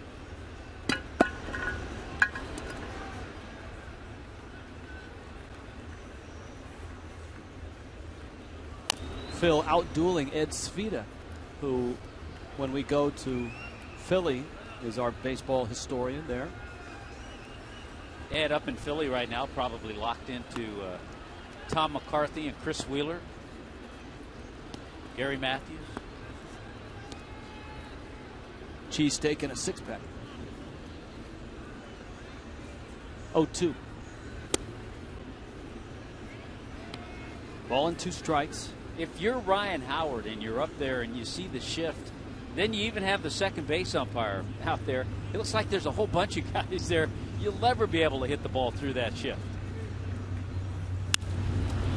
He drives it into right center field. He does hit it over the shift and to the wall. And Howard, on that surgically repaired Achilles, is into second with his second double of the night. You know, he's running better, but he's still running gingerly and doesn't have a lot of speed. He didn't anyway. But this time he finds that gap. So 2 times Ryan Howard has hit a ball right out in that same area.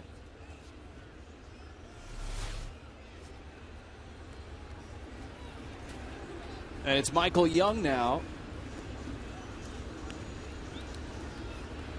Line to right, fly to right. Did you realize Michael Young 6 times had 200 hit seasons with the Texas Rangers? He was one of the best kept secrets, I think, over the years in the American League for a long time. Last year he had career lows. 277 average, 312 on base, 370 slash. That was his line last year. But he seems to have perked up at least through the first 10 ball games this year. A couple doubles, a triple, a homer, driven in 3. I think the impressive thing over the years about Young is that he, whenever was asked by the organization, switched positions. He moved over for an Elvis Andrus. Well, he moved from second for an Ian Kinsler. They brought in Adrian Beltre at third. Moved across the diamond and played some first. So he's played all the infield positions. And he's won a Gold Glove, which should be noted. That was at shortstop in 2008. And it's a big series for Chris Valleca, who is a UC Santa Barbara Golden Gaucho. So is Michael Young. Maybe the most successful of all Gauchos in the big leagues. Young, chopper. Echeverria really came and got that ball. That's Perry Hill right there. One of Perry Hill's rules is if the ball off the bat hits the dirt, you go get it, because it increases your odds of getting a good hop. See, ball off dirt, and see Echeverria coming hard. And you're usually going to get that nicer hop. If you stay back on that ball, that might not be the case. Got a pretty good pitch to hit, and there's that ball coming off the dirt portion in front of home plate. Now, if it hits grass, then you have to be alive and play a little more laterally and realize that ball is going to scoot and get on you quicker. See, I think a lot of people, when they think about Perry Hill or any infield instructor, feel that it's okay, once the ball's on the ground, then you do your work. But it all starts well before that. The positioning that Hill has, the little program he's got for his infielders, where to line up, depending on pitch, depending on hitter.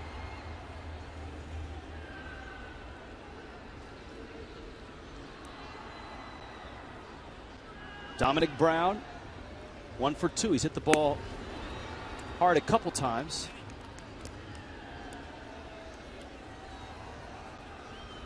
The markings that Perry Hill uses in the infield, beyond the dirt, just on the grass, to let his infielders know where to position themselves. Always the great story of when Luis Castillo was traded to the Twins, I believe. Louis wanted to know if they were going to mark the field like Perry did. Of course, the first thing he did was call Mike Redmond. Oh, Mike Redmond. He said, "Are we any good? Are we any good?" And Redmond said, "Yeah, we're good." And Louis said, "Okay, good." Line drive, and that's a base hit. And Dominic Brown has given the Phillies a 1-0 lead. Brown around second. Out of the corner with the ball is Pierre. Brown delivers. 2 hits for Brown. And a 1-0 lead for the Phils here in the 6th inning. Dominic Brown has had nice swings tonight. A well-hit ball first time up into left field. Had an infield base hit last time up. Ricky got that pitch up. Look at Brantley reaching for the pitch up in the zone. Give credit to Dominic Brown. He stayed on it and drilled it the other way and made it easy for Ryan Howard to score. Miami is going to walk Lance Nix and pitch to Eric Kratz.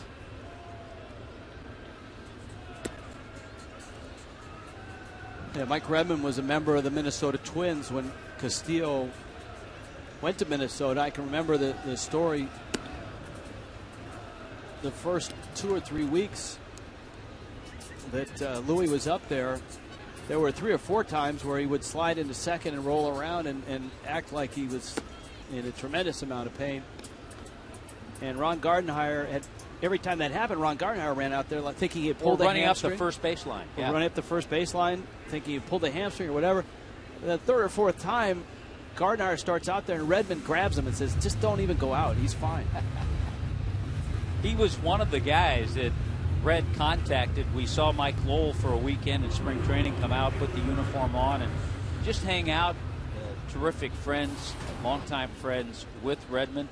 And Luis Castillo was another. They just couldn't get the right dates. They couldn't figure out the right time. And unfortunately, we didn't see Louis in spring training. But I know Mike wanted him to come in. Well, hopefully next spring training. Yeah.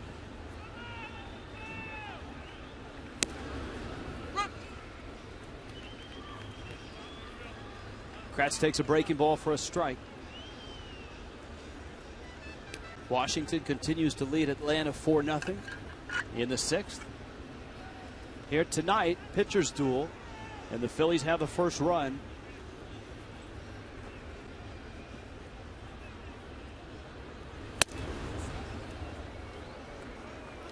Ball and a strike.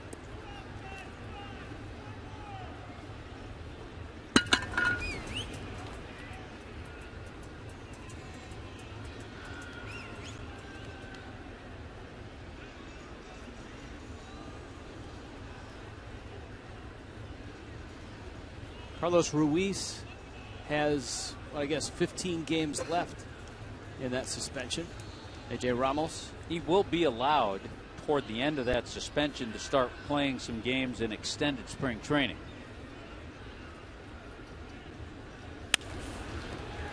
Echeverria backing up, flips to second in time.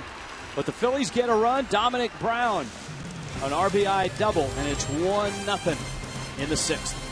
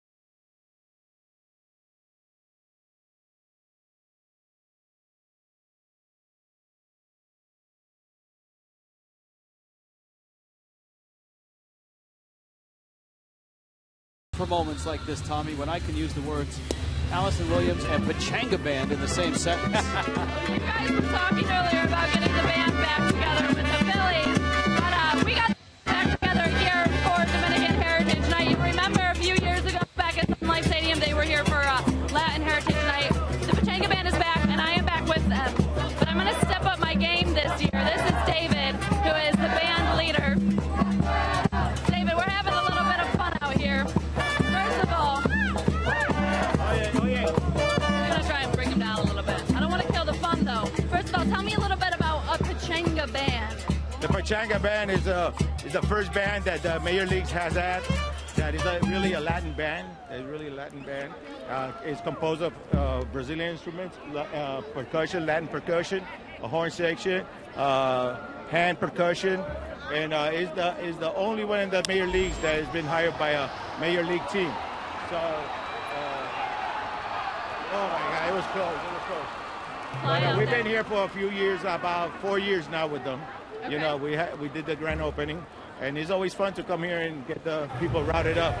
All right, now as I mentioned, I made my debut a few years ago. I played the cowbell, relatively easy instrument.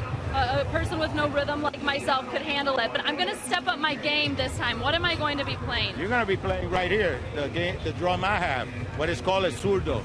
It's a Brazilian instrument, but it replaces the bass. So Right. basically, you're the one who's going to carry the beat of the song. This is a big responsibility. What are Yes, some it tips that is. you have for me? Keep up with the time. Keep up with the tempo. Because Okay. if you go slow, they're going to go slow. If you go fast, they're going to go slow. And you can't go Yeah. slow. No. Not in Not on merengue this. and salsa and the You- pachanga yeah. band. You can't go slow. Yeah, Okay. you got to take that Energizer pill and just go for it. All right, I will get energized, and at the end of this half inning, when we go to break, I will play the drum and the pachanga band. Part 2 with the pachanga band. It's called A-Dub the out here. surdo. The what? You're going to be playing the surdo. The sudo. There you go. Allison Learning Williams. Spanish as well out here. Looking forward to it. Allison Williams, one of the bravest sideline announcers in all of television sports. So we have that to look forward to. The Marlins would like to put a run on the board. Boy, and it's another tough night unless the Marlins can tie it or go ahead. But Ricky Nolasco, 99 pitches, 61 strikes. He made good pitches all night. Gave up just 7 hits and 1 run in his 6 innings of work. Here, shortening to bunt. And it's 2-1. And you saw Olivo pinch hitting for Ricky, and Olivo sent one deep to left center for a long out. Pierre slaps it foul. JP right now stuck in a bit of a rut. 1 for his last 13. But he's got company. The Marlins team-wide have really struggled with the bats. That's no secret. They've been shut out 4 times. This is their 10th game of the season. And Pierre takes one for the team.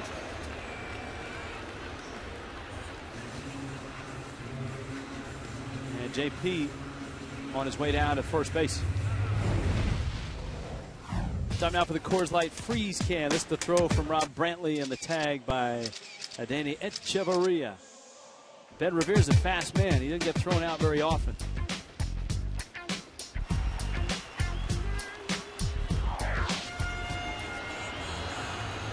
Chuck Hernandez, Ricky Nolasco, as Tommy pointed out. Another solid start for Nolasco.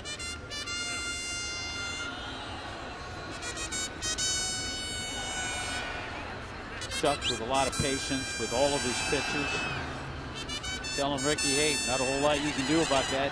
You went out and did what you had to do. Now let's see if Miami is able to stir something up with Pierre at first. Solano takes up. Remember, Ruggiano stole a bag on first motion back in the 4th, but then was promptly picked off by Lannon at second.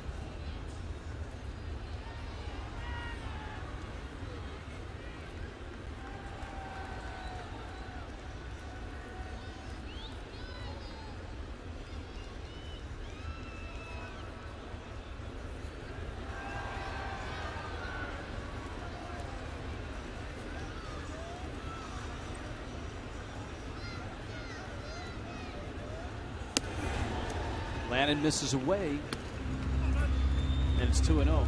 Here's your Toyota trend. Double play combos. Second among active double play duos. Derek Jeter, Robinson, Cano. Think about it. If Utley over the last couple of years had been healthy, they would lead that list.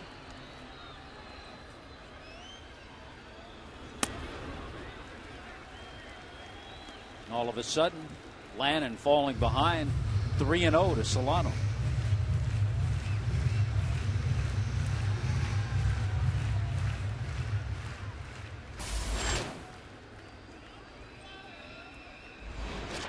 .30 pitch. And a strike.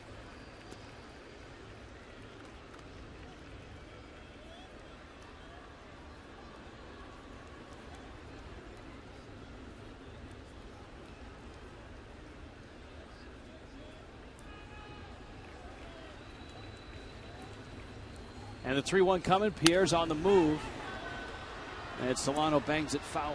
Yeah, a little run and hit there with the count 3-1. If the pitch isn't in the strike zone, of course, Donovan doesn't have to go after it. So I would imagine, certainly with Juan Pierre running on that 3-1 pitch, he's going to be running on the 3-2 pitch with 1 out.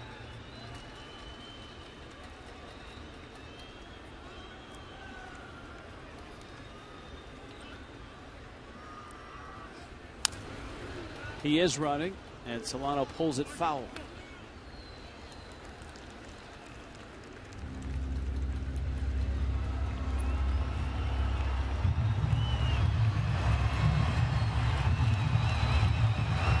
Little souvenir, actually big souvenir for a little fan.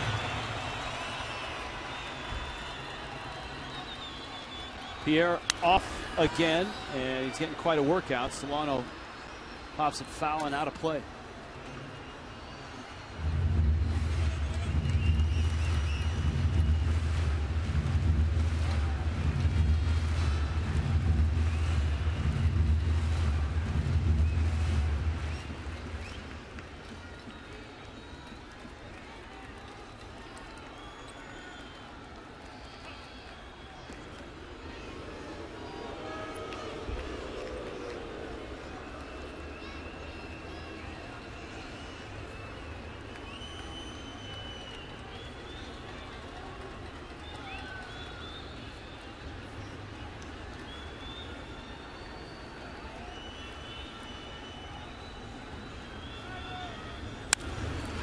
Up the middle, Rollins bobbles, and he goes to first with Pierre moving. He arrives at second safely. But Lannon gets his second out of the inning, and here comes Polanco.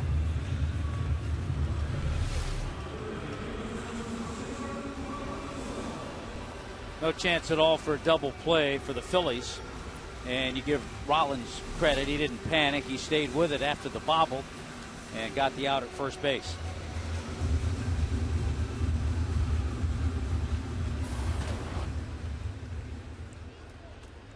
So Polanco, who singled in the fourth, Miami has just 2 hits. And boy, you have to be alive. Rollins is trying to sneak in behind Juan Pierre. Remember that unorthodox move that Lannon has, and he picked off Justin Ruggiano in the 4th inning.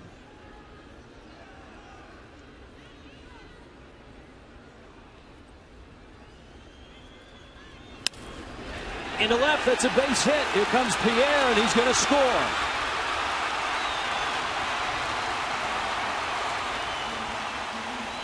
And Miami has tied it. Polanco's second hit. Yeah, that feels good for a lot of reasons for Placido Polanco. He gets his second hit, continues swinging the bat well, and is able to drive in a run and tie this game against the team he used to be with. Out over the plate. He's got a lot of things he can do with a pitch up in that area. We've seen him pull balls. He can go the other way. Speed on second, so no play at the plate with Juan Pierre tying it. Ruggiano now. And Lannon misses in. No activity in the Phil's bullpen, at least not yet.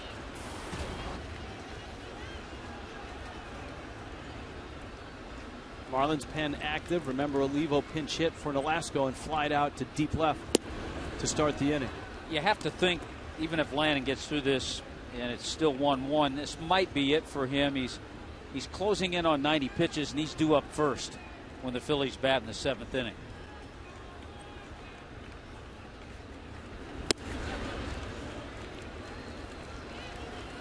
(3-0) for a team that is struggling to score and hasn't been in a spot to really drive in runs. A 3-0 pitch, I suspect Ruggiano might be swinging, and Yep. he is. That's a great thought, and you're right on the same wavelength that I was, because when you are having trouble scoring and you only have a few guys in the lineup who can hit one out, you let that guy swing 3-0. And it looked like he got a pretty good fastball, just fouled it off. See what he gets. 3-1 on a hop. Utley has it, flips to first. Miami gets a run, and as we go to the 7th, Allison Williams leading the Pachanga Band. You go, girl. Ready? Go, go.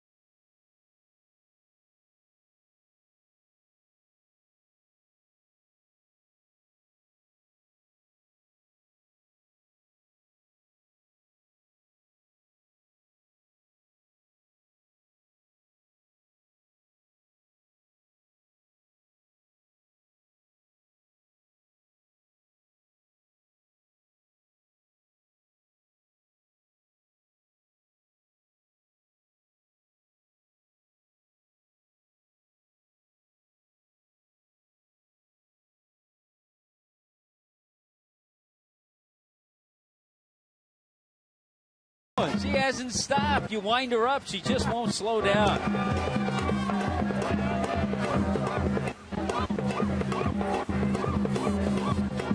That's outstanding.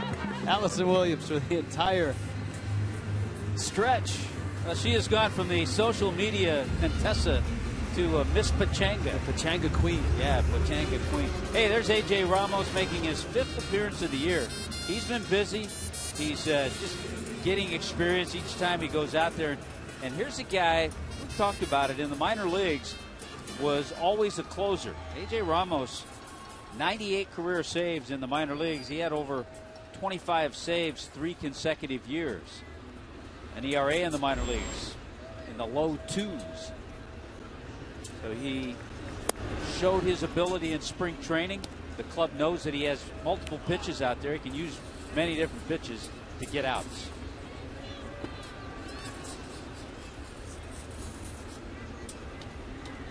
Ramos is facing Ezequiel Carrera.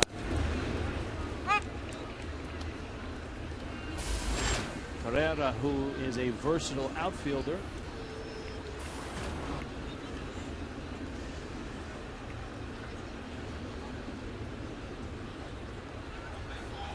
Okay, spent a little time in Cleveland the last couple of years. Busted bat, long run, and a nice catch by Ruggiano. Good jump by Justin.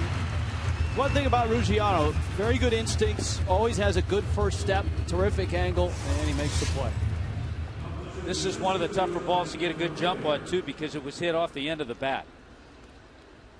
And a lot of times you just kind of have to hold your ground to see if it's hit well or if it's just kind of floating out there. He held his ground, got a good jump, and came and got it.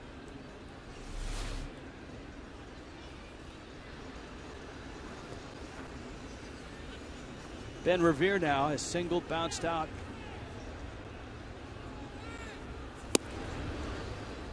And reached on a throwing error by Ricky Nolasco on a bunt.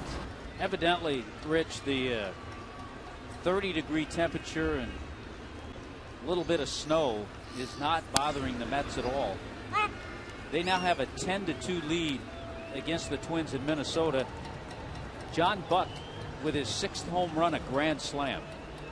It's, you know what? It's only the second inning. They've scored 5 runs in each inning. The John first Buck and the has second. 19 RBIs. John Buck has driven in more runs than the Marlins have scored this year. Marlins have scored 17. Revere strikes out.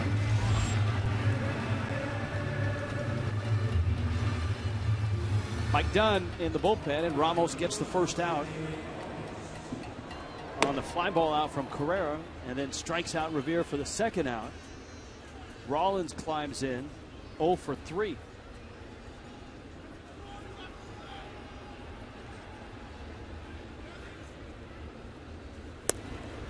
It's one of the wrinkles that I'm sure the schedule makers, when they were having to map out the interleague schedule with an interleague series every night, it's one of the things they had to worry about.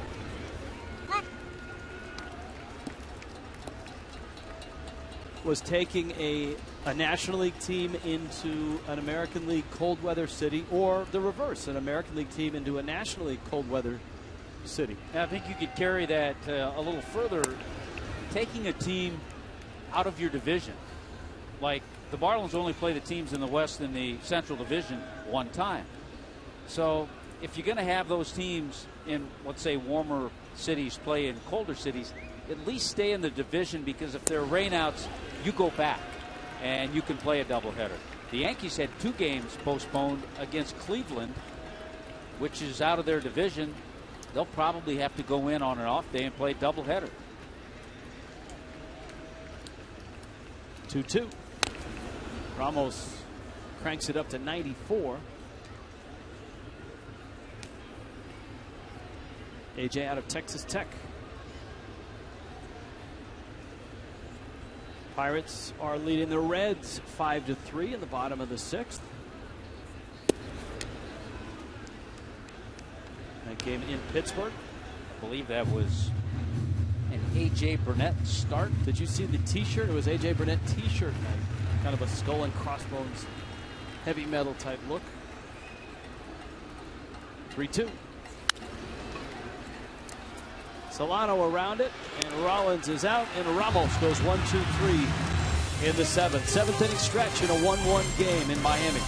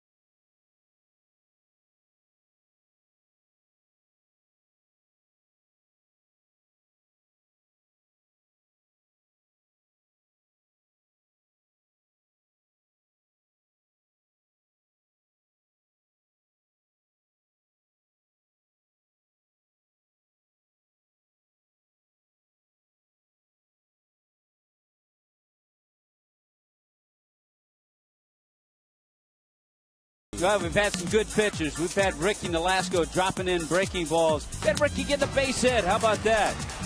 That was all the offense early on. And then how about the defense? It's been very good. Ricky was pleased. John Lannon, he threw the ball just as well. He had the cutter going. He had the breaking ball. But a pitch that was up, Dominic Brown, who's had good swing, sends it into left field, drove home Ryan Howard for the first run of the game. But you know what? The Marlins respond. Polanco with a base hit.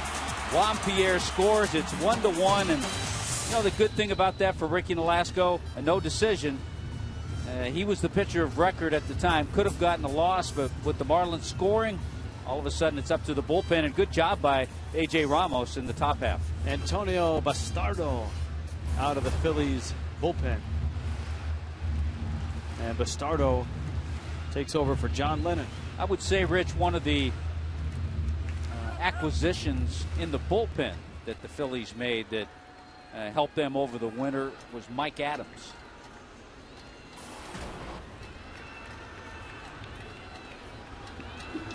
Greg Dobbs now. Austin Kearns, Rob Brantley to follow.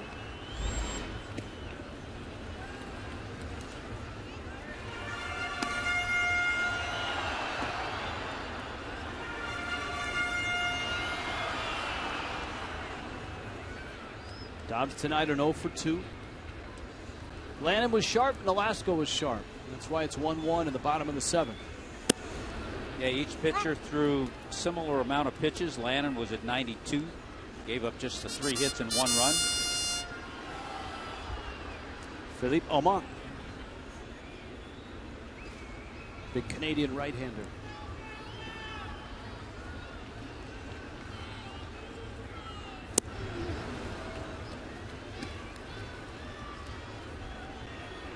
One and 2 to Dobbs.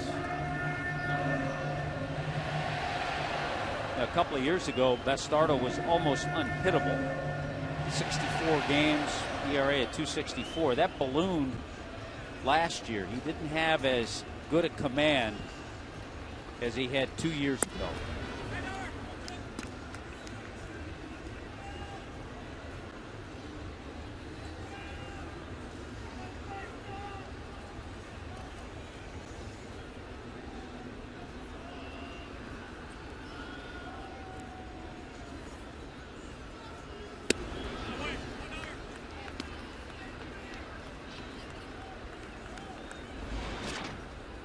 Full count.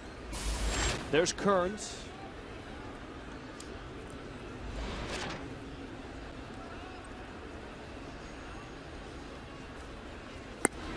And he elevates a fastball and strikes out Dobbs.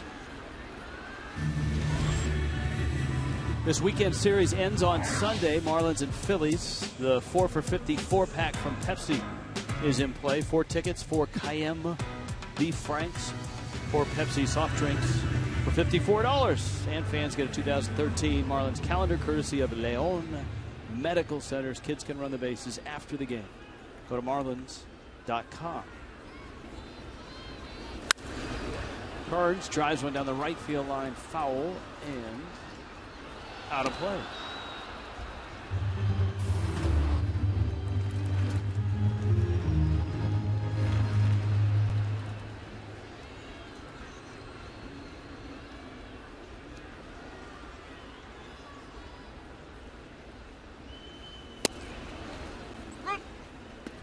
Breaking ball for a strike.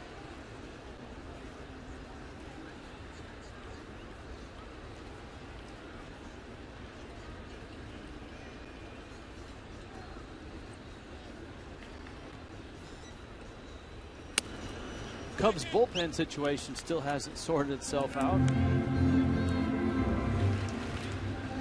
Yuji Fujikawa, who has taken over for Carlos Marmol, blew a save, but the Cubs came back and won it. Fujikawa, who saved a lot of games in Japan. I thought it was interesting with Kearns going down on a good fastball. The other day I saw the 8th inning and Marmol was perfect. He had a nice 1, 2, 3, 8th inning.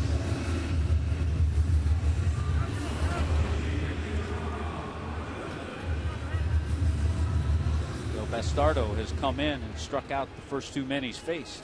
Now he gets Brantley. With Stanton out tonight and a sore shoulder, you pointed out the bench thin. And so a guy like Bastardo, who comes in as a lefty, can knife through some lefties in this lineup. Dobbs, then the righty Kearns, and now another lefty in Brantley.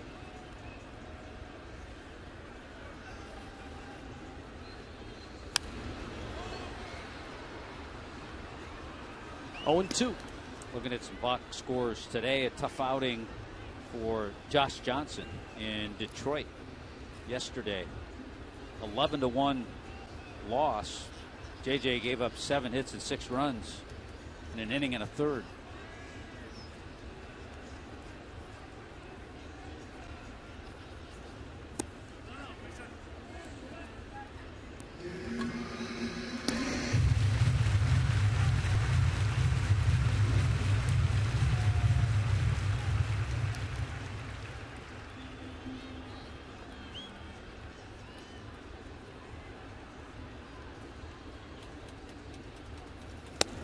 Brantley swings and misses, and that's exactly what Bastardo does. He knifes right through the 7th inning, striking out the side.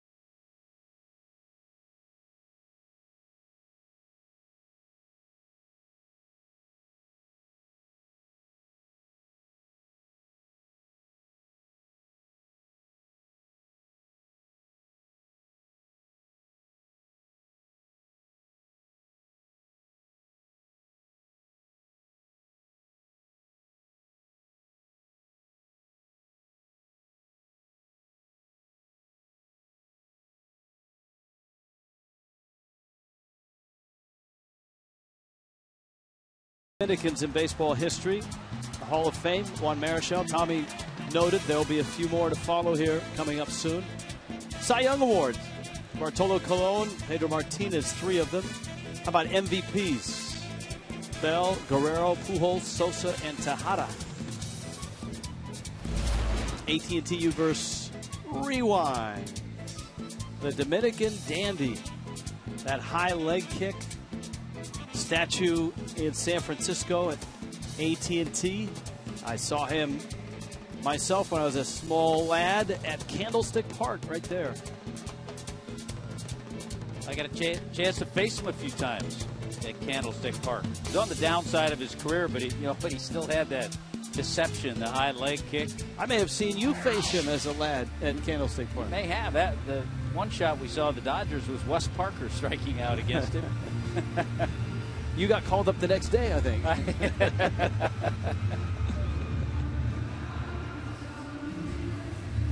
right, 8th inning has rolled around. Marlins Park. A.J. Ramos was perfect in the 7th, facing 3, getting them all out. And now Mike Dunn takes over.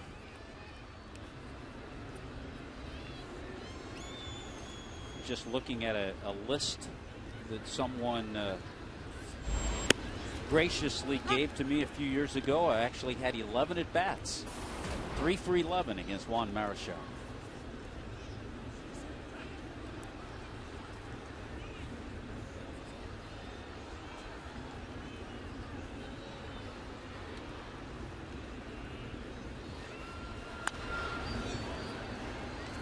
With one lefty in the bullpen, and you're looking at him in Mike Dunn, this is where Mike Redmond has to really pick his spots, and this is the spot with Utley, Howard, 2 lefties, then Young a righty, then Brown a lefty.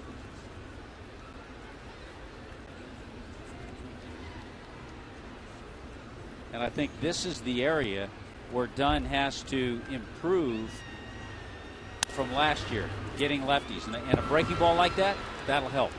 Especially against the Phillies. That's long been known in this division, that you need a lefty specialist or a guy that can get lefties out to get through this Philly order. Not only the Phillies, but with the Braves, we didn't see Freeman. He's on the DL, but Freeman, McCann, who's also hurt, Jason Hayward.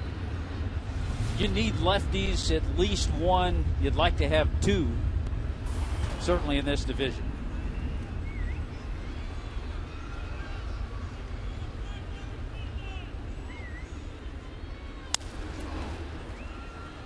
Dobbs has it. He'll take it himself. Howard hobbling down the line.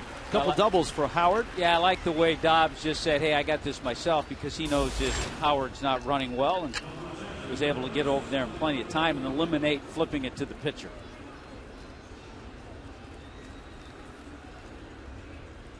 The aforementioned Braves are up in Washington, and in the 8th inning are trailing 4-1. Tyler Clippard is in for the Nats. Bryce Harper has homered. And the Nats look like they're going to take game 1 of an early season showdown series in the East.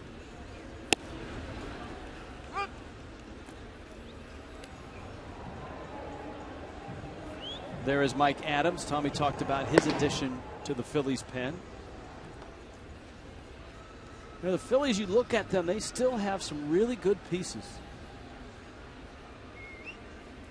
They have some expensive pieces, too.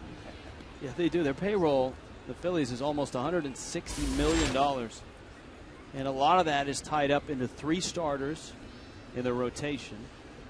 And some of their star players who are at the beginning, the middle, or the back of large contracts.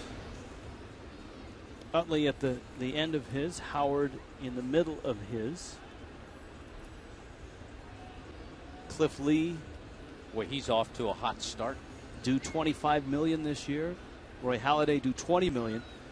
The Phillies have an option on Halladay next year. Lee is under contract through 2015. Cole Hamels under contract through 18 at 6 years, $144 million. And many feel that the window of opportunity for this group of Phillies is closing. Yeah. Yeah, Hamels at $19.5 million this year. Michael Young is in the last year of his contract. Although the Phillies are getting some help on his deal, he's due $16 million, and the Rangers are paying 10 of the 16. Full count, 2 outs. Bullpen's been good. Ramos retired the first 3, done and set down the next 2 after 6 innings of 1-run ball from Ricky Nolasco. Young to right. Kern's out there tonight, and he makes the catch. And Dunn goes 1-2-3. Bottom of the 8th coming up in Miami, 1-1.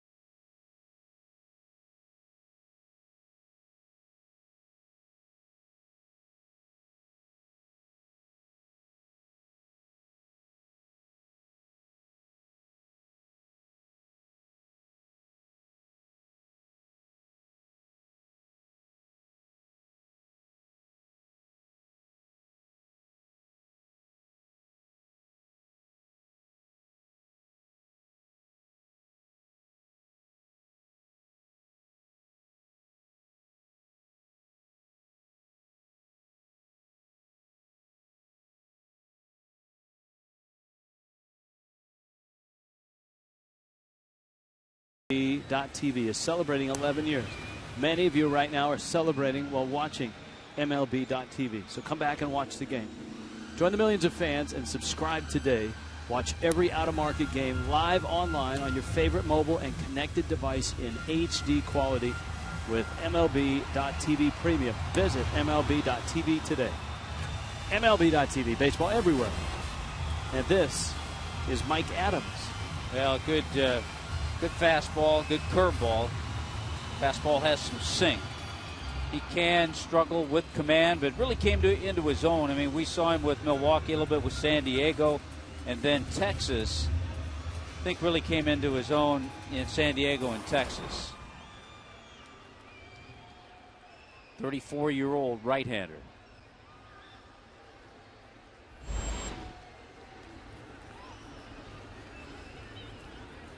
Echeverria. And he takes a fastball that's up and in. And it's 1-0. So the Marlins here in the 8th start with Echeverria. Chris Coughlin on deck. Juan Pierre next in line. It was Antonio Bastardo who pitched the 7th. Echeverria fouls it back. John Lannon, much like Ricky Nolasco, 6 innings and a run.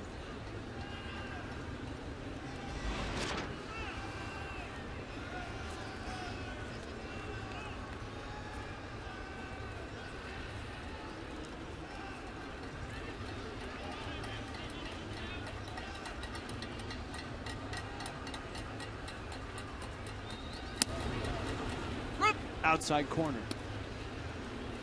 1-2. Steve Cishek in Miami's bullpen.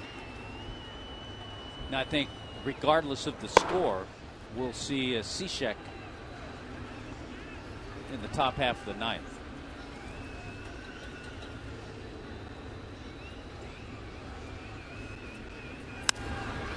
Echeverria reaches out, pokes it into right center field. Revere is there, and he makes the catch.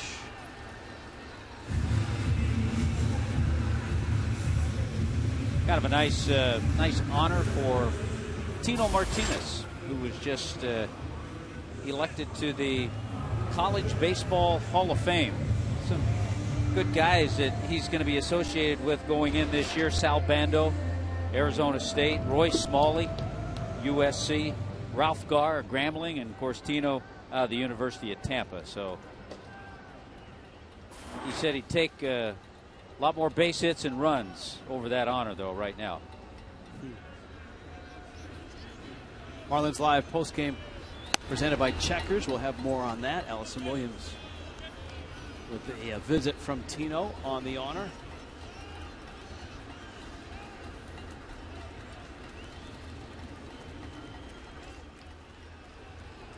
Coughlin's first AB as he pinch hits here in the 8th. With all the lefties that Miami has faced, Coughlin, his playing time cut considerably. And even against some righties, Justin Ruggiano's been out there. Yeah, because there are some times that you'd like to see Juan Pierre get that day off, which Mike Redmond's going to be careful with at 35 years old. And the guy you would play in left field is Chris Coughlin, but you probably wouldn't do that against a lefty.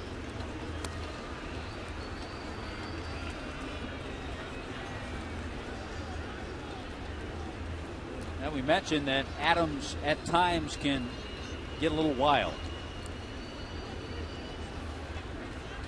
He's 3-0 on Coughlin.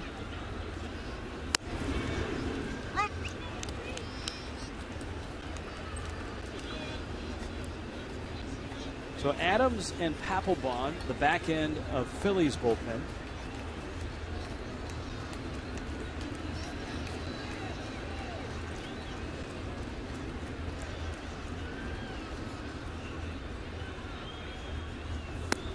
And Coughlin takes down low. He is aboard.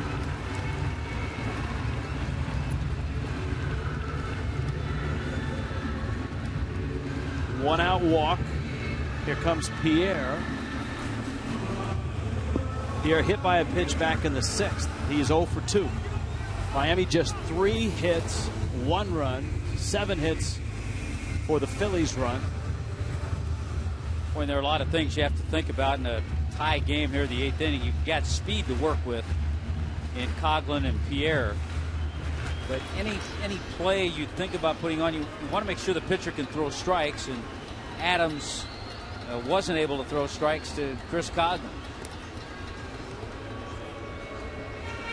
Eric Kratz is a very good catch and throw catcher.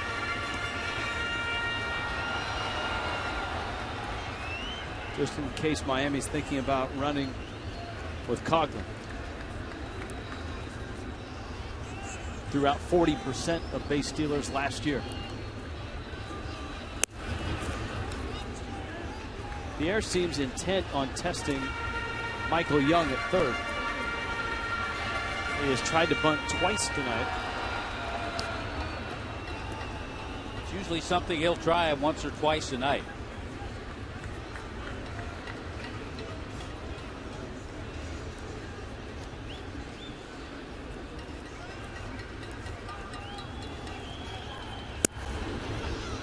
Pierre takes a strike, 1-1.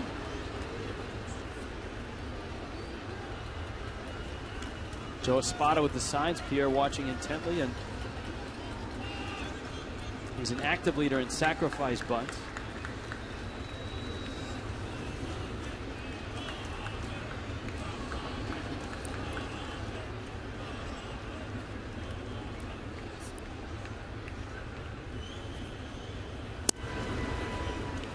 Now, we talked about the Phillies' third baseman Michael Young 6 times with 200 hits. Juan Pierre 4 times, so 6 times for Young, 200 hits in the season, 4 times for JP.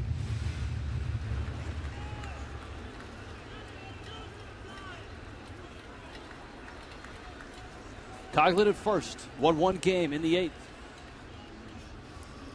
Adams a high set, and he goes to first. You could see a little activity from Chris Coughlin here on a 2-1 pitch. But you'd feel more comfortable putting on a play like that if Adams was out there pounding strikes. But you know one thing, wherever he throws it, if Coughlin's on the move, Juan Pierre will make contact. Ground ball, base hit right field. Coughlin around second, on his way to third. Up with the ball is Nix. And Miami goes station to station with Coughlin all the way to third. And Pierre's first hit of the night. Or if you're Juan Pierre, just find that hole between first and second with the runner on, the first baseman holding the runner. JP pulls that ball. That opening looks nice when you're a left-handed hitter. And he pulled it enough where Coughlin was able to motor over to third base. Now here's an interesting spot for Mike Redmond. You're managing a team that has struggled mightily to score runs. It's a 1-1 game. It's the bottom of the 8th. You've got Solano at the plate. You've got speed at first, speed at third. The last thing you want is Solano to bounce into a double play. So do you put the game in motion before he does that, or give him a chance to drive in the run? I think you put the game in motion, and I also think you eliminate the squeeze. Solano has shown us in his time last year, what we saw in spring training, he's able to hit in situations. Pierre's leaning at first.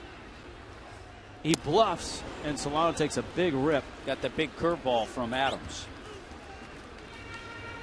I'm not sure if Pierre bluffed or if he just stumbled out of the gate.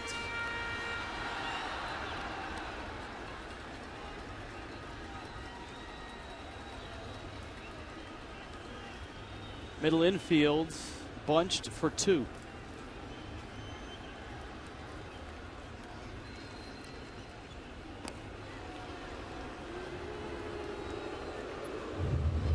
I think if Juan Pierre goes, the Phillies have to make a decision whether to throw through or not.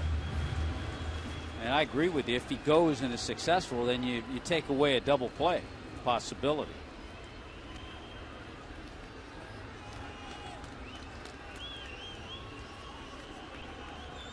Not running, and it's in, and the count's 1-1.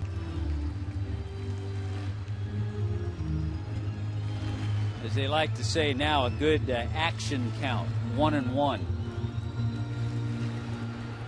Meaning a lot of times on a 1-1 count, you'll see hit and runs, you'll see movement on the bases. Blanco waits. Solano with the 1-1 coming. Ground ball, Utley out there. Rollins turn out there. Got to be moving. You got to be moving.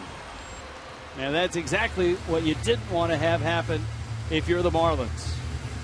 The double play ends the 8th. On to the 9th. Still 1-1.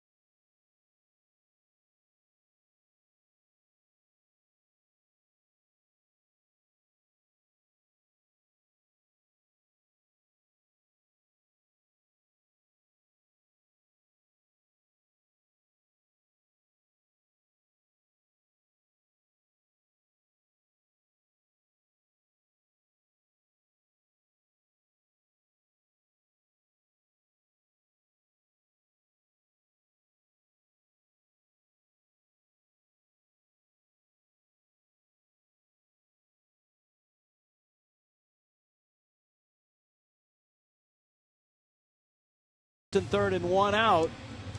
But Mike Adams gets a double play grounder from Donovan Solano. Now, Chris Coughlin, who walked in that inning, is going to stay in the game, and he's in left field. And so Coughlin is in the 9 spot. Steve Cishek comes in, and he will hit in the leadoff spot, and he takes over in the spot occupied by Juan Pierre. This is where it's not easy for a relief pitcher to put it together after some rough outings. And for Steve Cishek, 2 1/3 innings, 4 hits, 4 runs. You know, his stuff has been okay, but the command hasn't been there. He has 4 strikeouts. He's walked only 1, but opponents in his brief appearances are hitting .364 against him. So that tells you the command hasn't been there.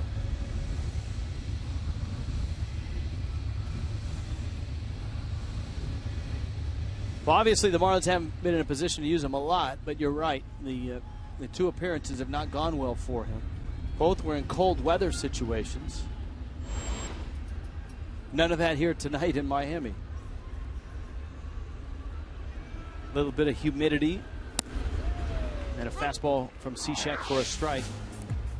In the World Baseball Classic, 4 appearances, 2 1/3 innings, and the ERA of 3.86. You can see in 3 appearances an ERA that has ballooned up.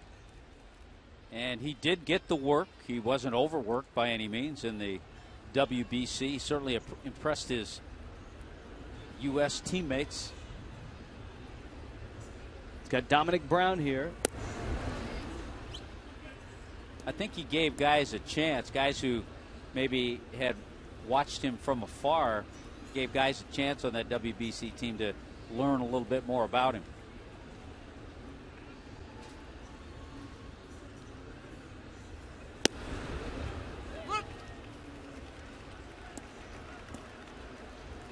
Coors Light, cold, hard fact.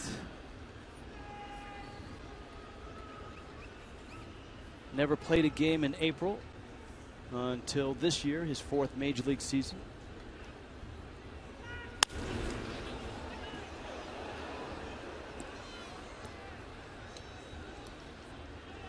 Ron Kulpa, the third base umpire, retrieves it. 2-2. Brown's RBI double was the 6th. Phillies have 4 doubles in the ball game. Ryan Howard has a couple.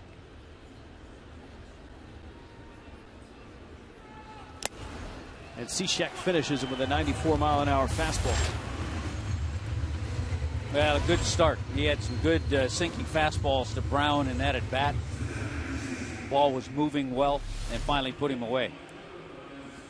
94 with a little tail.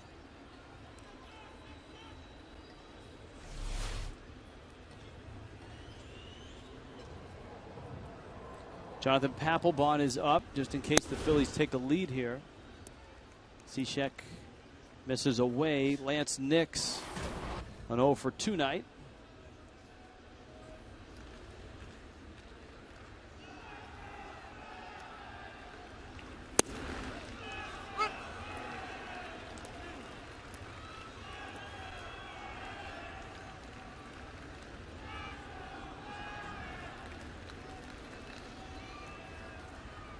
Ball and a strike and an out.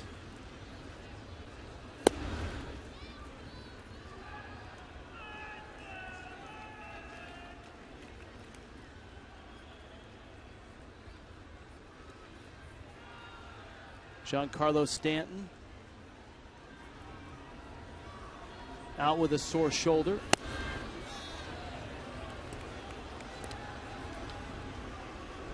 That also limits what Mike Redmond can do, and you would expect, and with the sore shoulder, if he's not going to play, that he wouldn't be available to hit. He did take batting practice. Yeah, we saw him take BP. You and I were standing down there when he was. Bouncer out to second. Solano to first. So you wonder if in an emergency, say the game was on the line and you needed a bat. You wonder that, but my feeling is if you can do that, then why not play? If you're going to risk injury more coming off the bench cold than you are if you're in there getting 4 ABs. Always goes the other way. First few rounds, hits him out the other way with ease.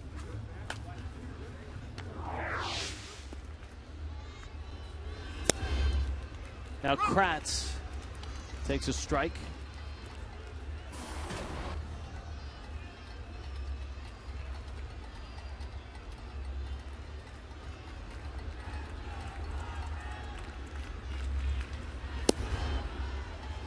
Had our first triple play of the season. The Yankees turned a triple play against the Orioles tonight.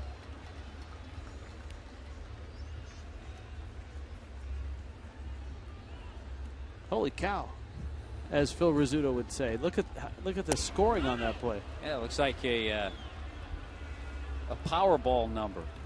4-6, 5-6, 5-3-4. So someone obviously got caught in a rundown. Yeah. Maybe a couple guys got caught. Sometimes that'll happen. You'll get one guy in a rundown. The other couple guys on there running on a pitch. Yep, and you get one of the guys in the rundown. The other guy's trying to take the extra base, and you get 2 in the rundown. But apparently they had 3.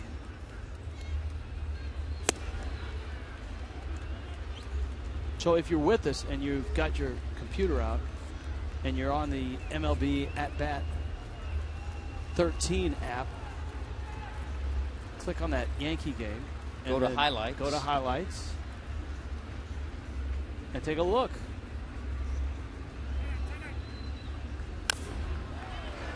Kratz fouls it at the plate.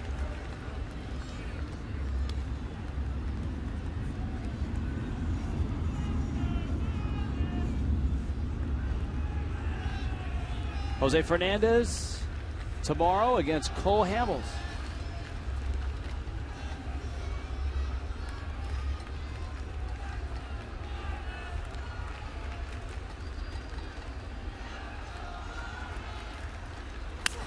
Ground ball short. Echeverria backing up, and he'll throw the first in time. So Cishek continues what has been a perfect night by the bullpen. 1-1 to the bottom of the ninth.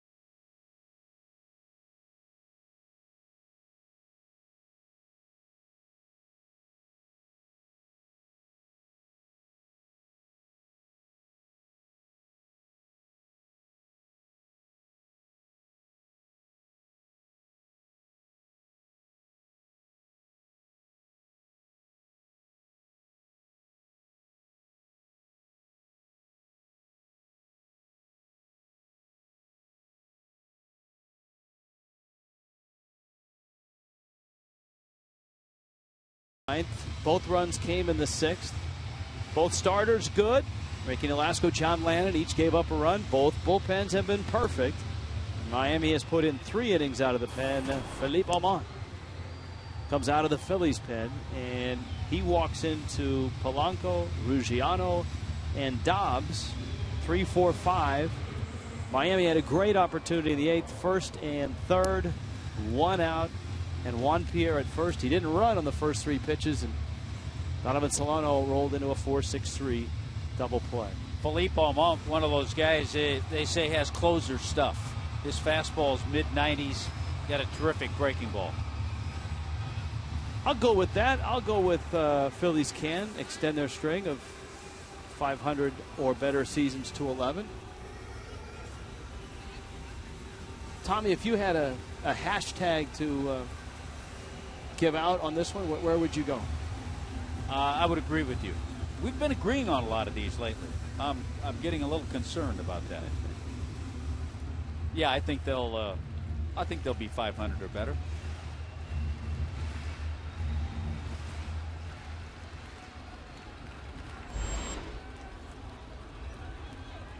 Polanco now. And Omot misses away.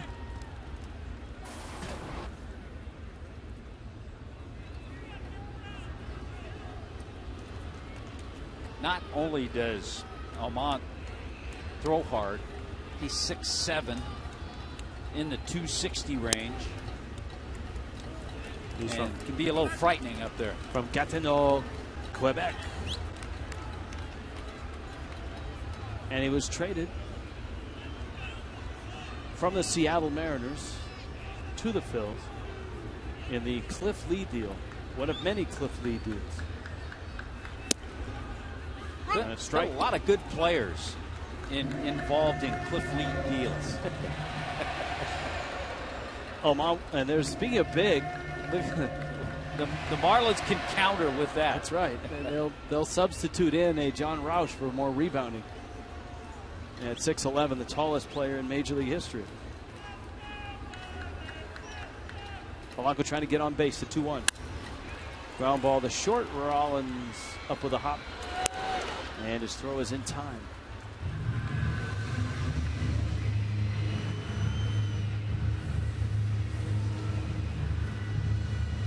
Some of the guys involved in Cliff Lee deals. Yeah, give me some names. Tommy wants to know. Yeah. You don't have to say what trade or anything. Just throw out some names. Okay. Well, Brandon Phillips, Grady Sizemore.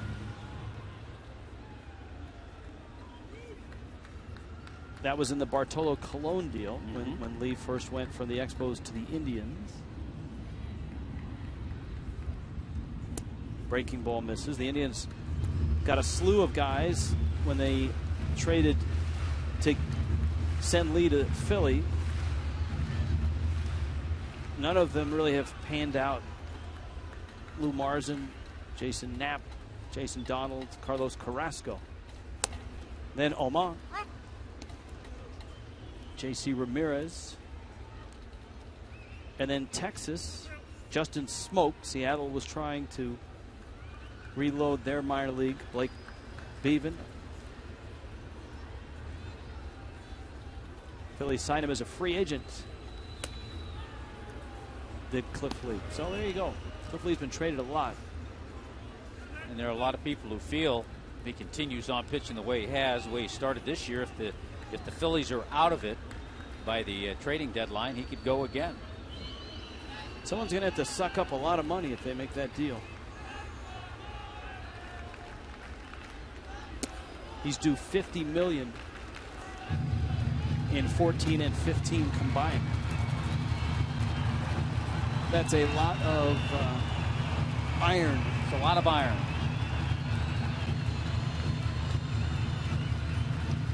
Did you play golf with Eck over the winter? That's usually. I did not, because he had rotator surgery. He was on the DL. 3-1. Ruggiano takes outside, and he is aboard.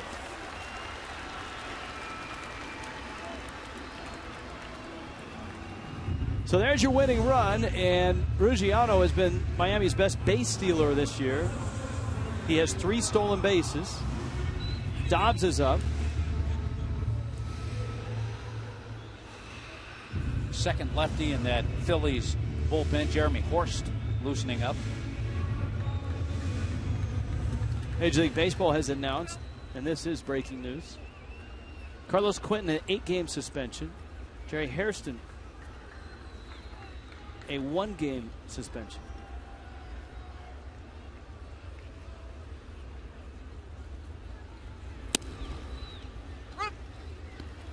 And a strike to Dobbs. one former Philly, Placido Polanco, has driven in the only run. Chance for Dobbs, maybe an extra base hit. He could do the same thing and send his team home a winner. Dobbs had just a terrific year, the World Championship season for the Phils. Ground ball, Rollins to the bag, fires to first, and the Phillies get another double play. On to the 10th, 1-1, Miami and Philly.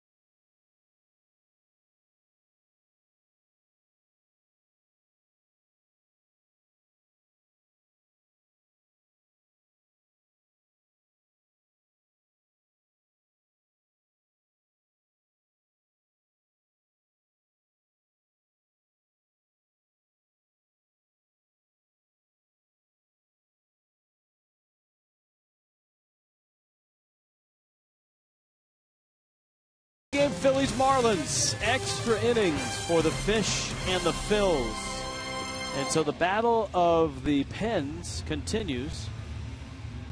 John Roush is next in line, and Roush comes out of Miami's pen, where A.J. Ramos, Mike Dunn, and Steve Cishek have paved the way with 3 perfect innings of relief.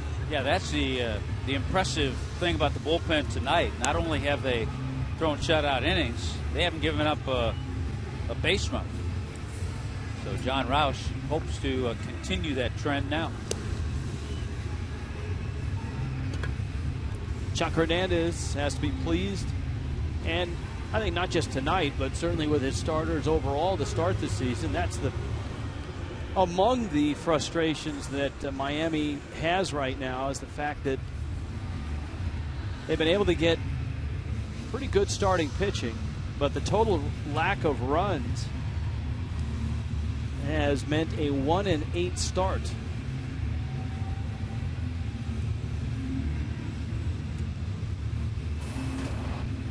Kevin Franzen stands in. Heavily pine-tarred is his Philly helmet. Did a nice job after his call-up from AAA. He was with the Phillies last year, 55 games. He had 338. Didn't like that first pitch strike. Franzen, who came up in the San Francisco Giants organization. Slow breaking ball, and he fouls it off. Now that, you know what? Just use the duct tape. Duct tape's good for any changes. That's right.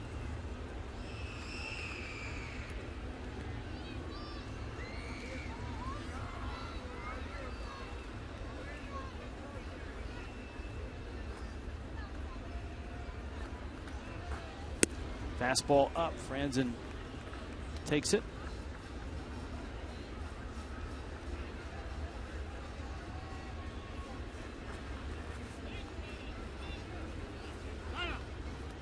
Time called.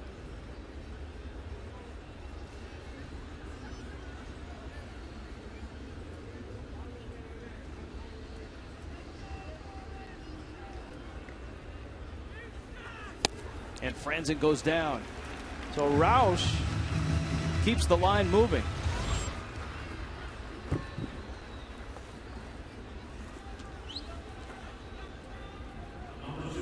Now he's going to have to deal with a little bit of speed. If the Phillies get Revere on, even if they get Rollins on, Roush a little slow to the plate. So you would expect they would be on the move if they get on base.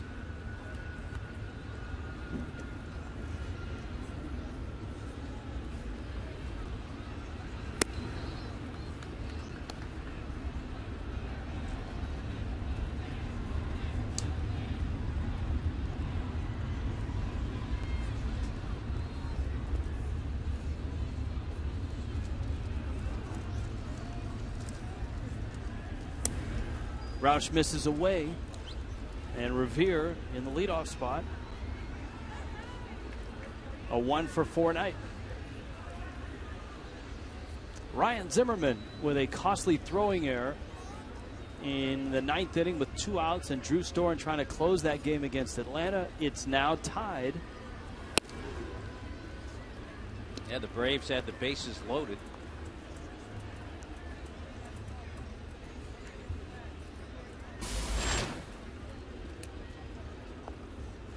A 4-4 game.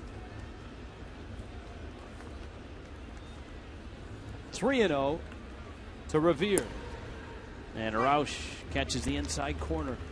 It's 3-1. A run on 7 hits for the Phillies, a run on 4 hits for Miami. The bullpen for the Marlins at times has struggled early this season. Starters ERA has been down in the 2s, bullpen ERA up in the 8s.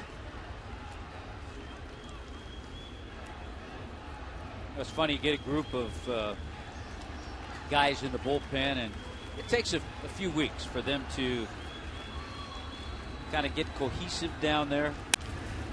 Revere cranks one into right field, a base hit. Here comes that situation. Now you have to be careful with him at first base. But remember, back in the 5th inning, he was thrown out on a terrific throw by Rob Brantley.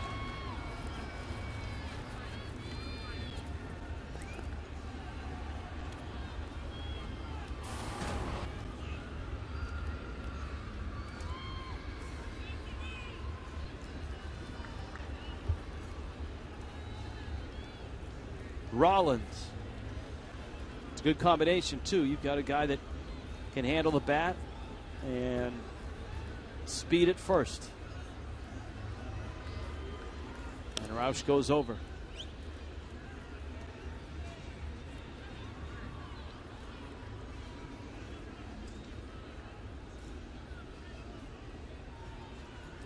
A lot of ABs with the Roush on a variety of teams in this division. The Marlins, of course, now. It seems like he's been with just about everybody in this division. Nationals, Mets. He hasn't pitched for the Phillies. And I don't think he's pitched for the Braves either. No. He hasn't pulled the full Hergis. Matt Hergis, a former Marlin, pitched for, I believe, pitched for every all team. the teams in the West. In the National League West. Yeah, he was with all the teams in the West. Dodgers, Giants, Rockies. Did he pitch for the Diamondbacks, Hergis? We'll have to check that. I know Padres, Dodgers, Giants, Rockies. Brantley wanting to make sure that they're on the same page. Certainly make Roush aware of Revere at first base.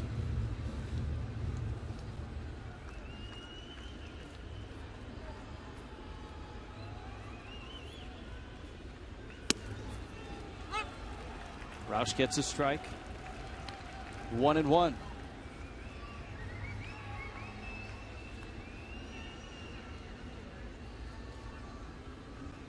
Rollins an 0 for 4. Damage from the Phillies in the middle of the lineup with Dominic Brown and Ryan Howard getting the big hits. Of course, in a 1-1 ball game, there aren't a whole lot of big hits to go around.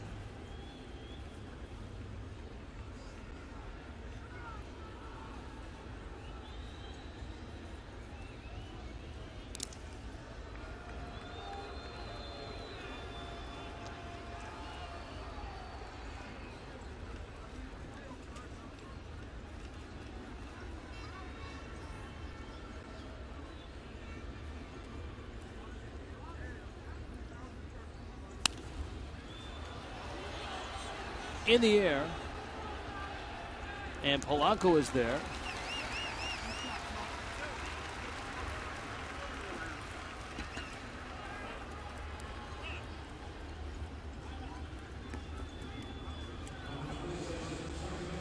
Surprised Revere wasn't running with Rollins up there. No, the Marlins in a couple of situations have not run. That's not to say that Revere won't be rolling here.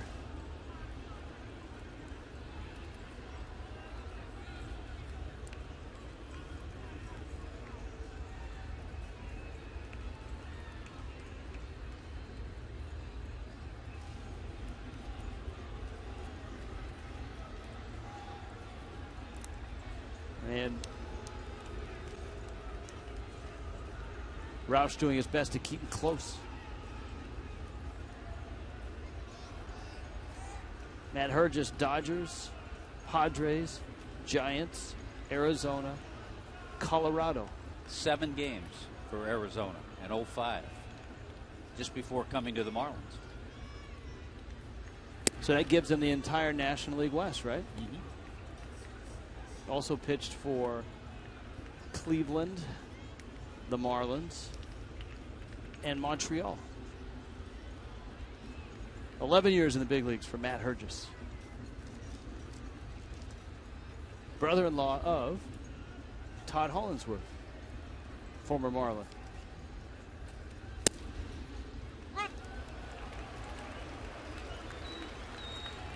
Todd Hollinsworth, current baseball commentator on XM radio. Yeah, I tune into XM. I hear Todd Hollinsworth. I hear Cliff Floyd. Our own Cliff Floyd. He'll always be our own Cliff Floyd.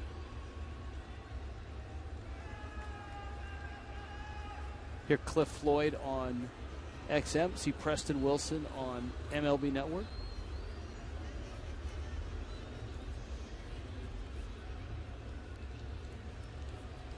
We like to spread the wealth.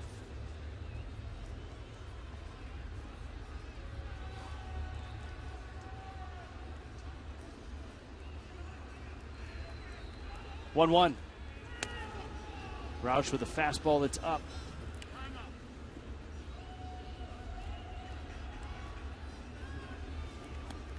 It's a game that got out of the chutes pretty quickly. You had Nolasco and Lannon trading zeros. Both teams got a run in the 6th, and that's it. And here we are in the 10th. Both managers have been a bit reluctant to use their speed here. Revere's at first. Utley at the plate. 2-1 coming. And it's up and in. It's 3-1. First time the Marlins have gone extra innings this year.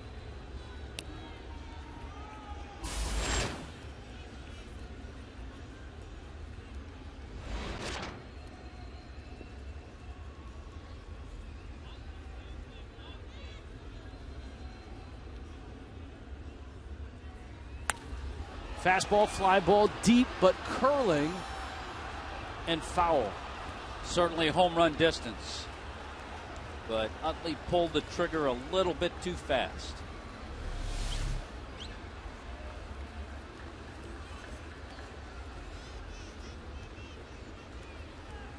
Got that fastball up in the zone. I think you'll see the power a little better from Utley this year with the legs healthy. Without a doubt.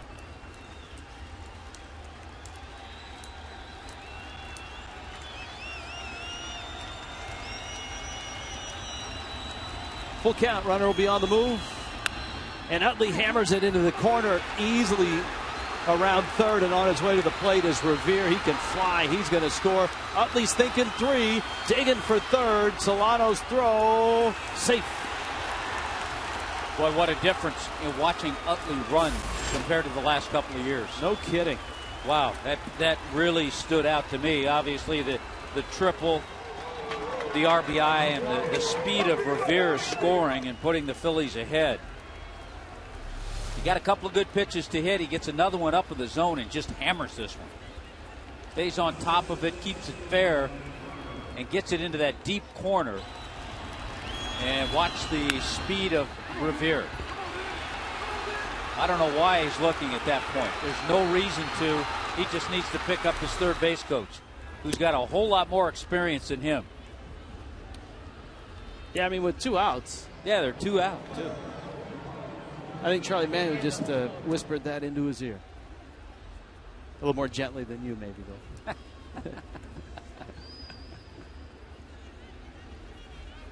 Howard is in the process of getting walked intentionally.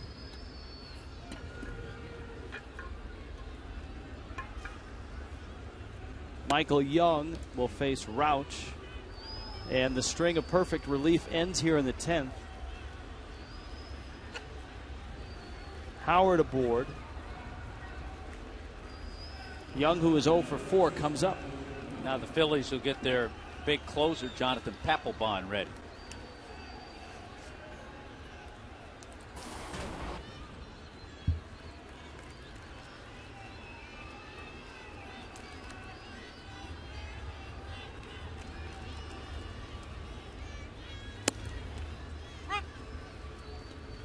Oh, and 1.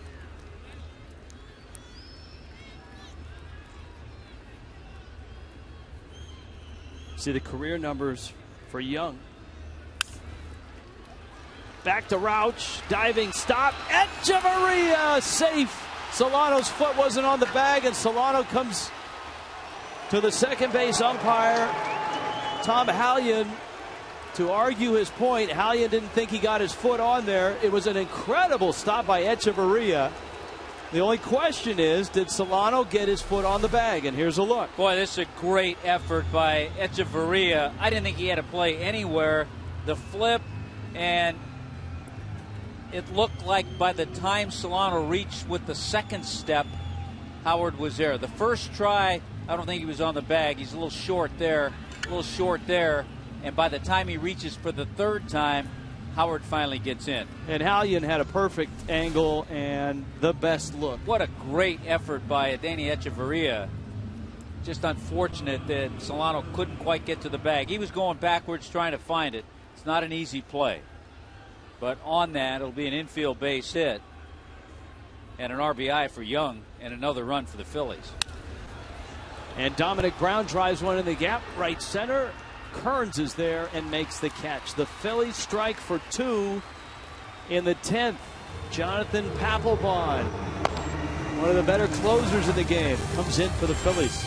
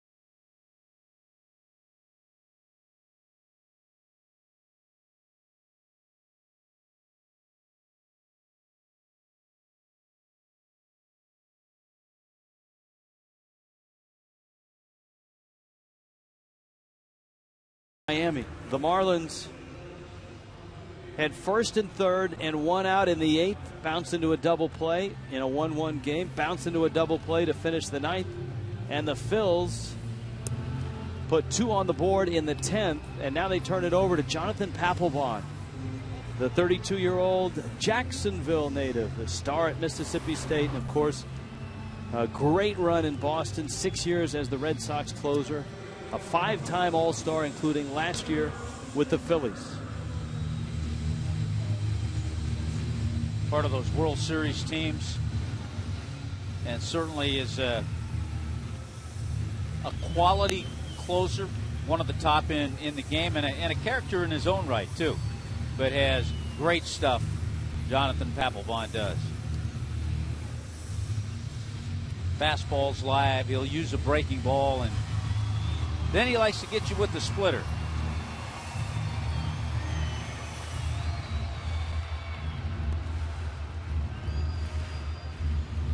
So here's Kearns with Brantley and Echeverria to follow. You wonder if Stanton is available, if the Marlins get a couple runners on here in the 10th.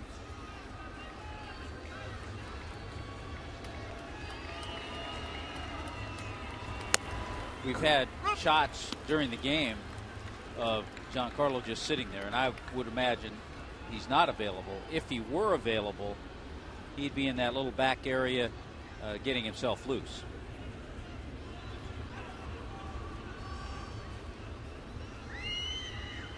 John Mayberry has gone into the ball game. He's in right. Kearns fouls it back. And Papelbon is out in front 0-2. There's one of the great shots in Red Sox history, Fenway Park, of Papelbon celebrating a world championship, doing the is that guy's name, Michael Flatley, the Lord of the Dance, the Irish jig. Yeah.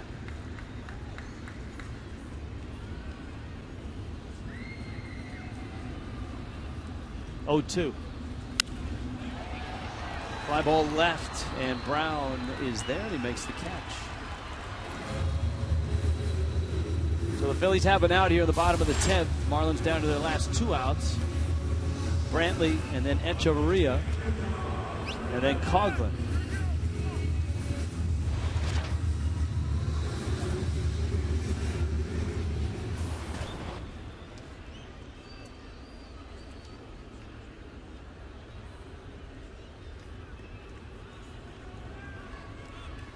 Papelbon trying to pick up save number 2 on the year. He's another one of those Phillies that you talked about, you know, the window of opportunity closing, and they've got a very high payroll of close to $160 million. Papelbon's in the 2nd year of a 4-year, $50 million contract. Say, a guy, closer, off to a great start. Sergio Romo, the Giants, has 6 saves already.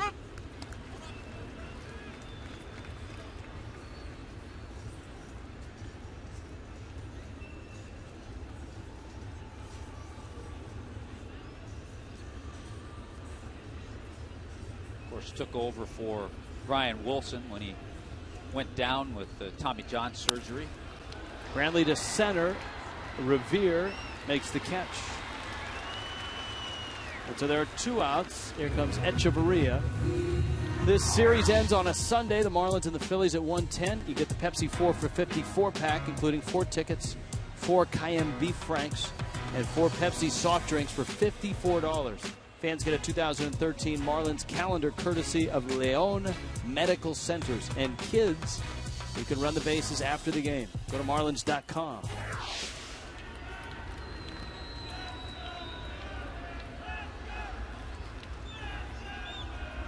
Here's Echeverria. To right, and just like that, Papelbon shuts the door, and the Phillies win the ball game 3-1. Jonathan Papelbon saves it. Philippe Aumont gets the win. And Miami drops the first, and they lose their 4th straight on this homestand. The Fish are now 1-9. 3-1 the final for the Phils.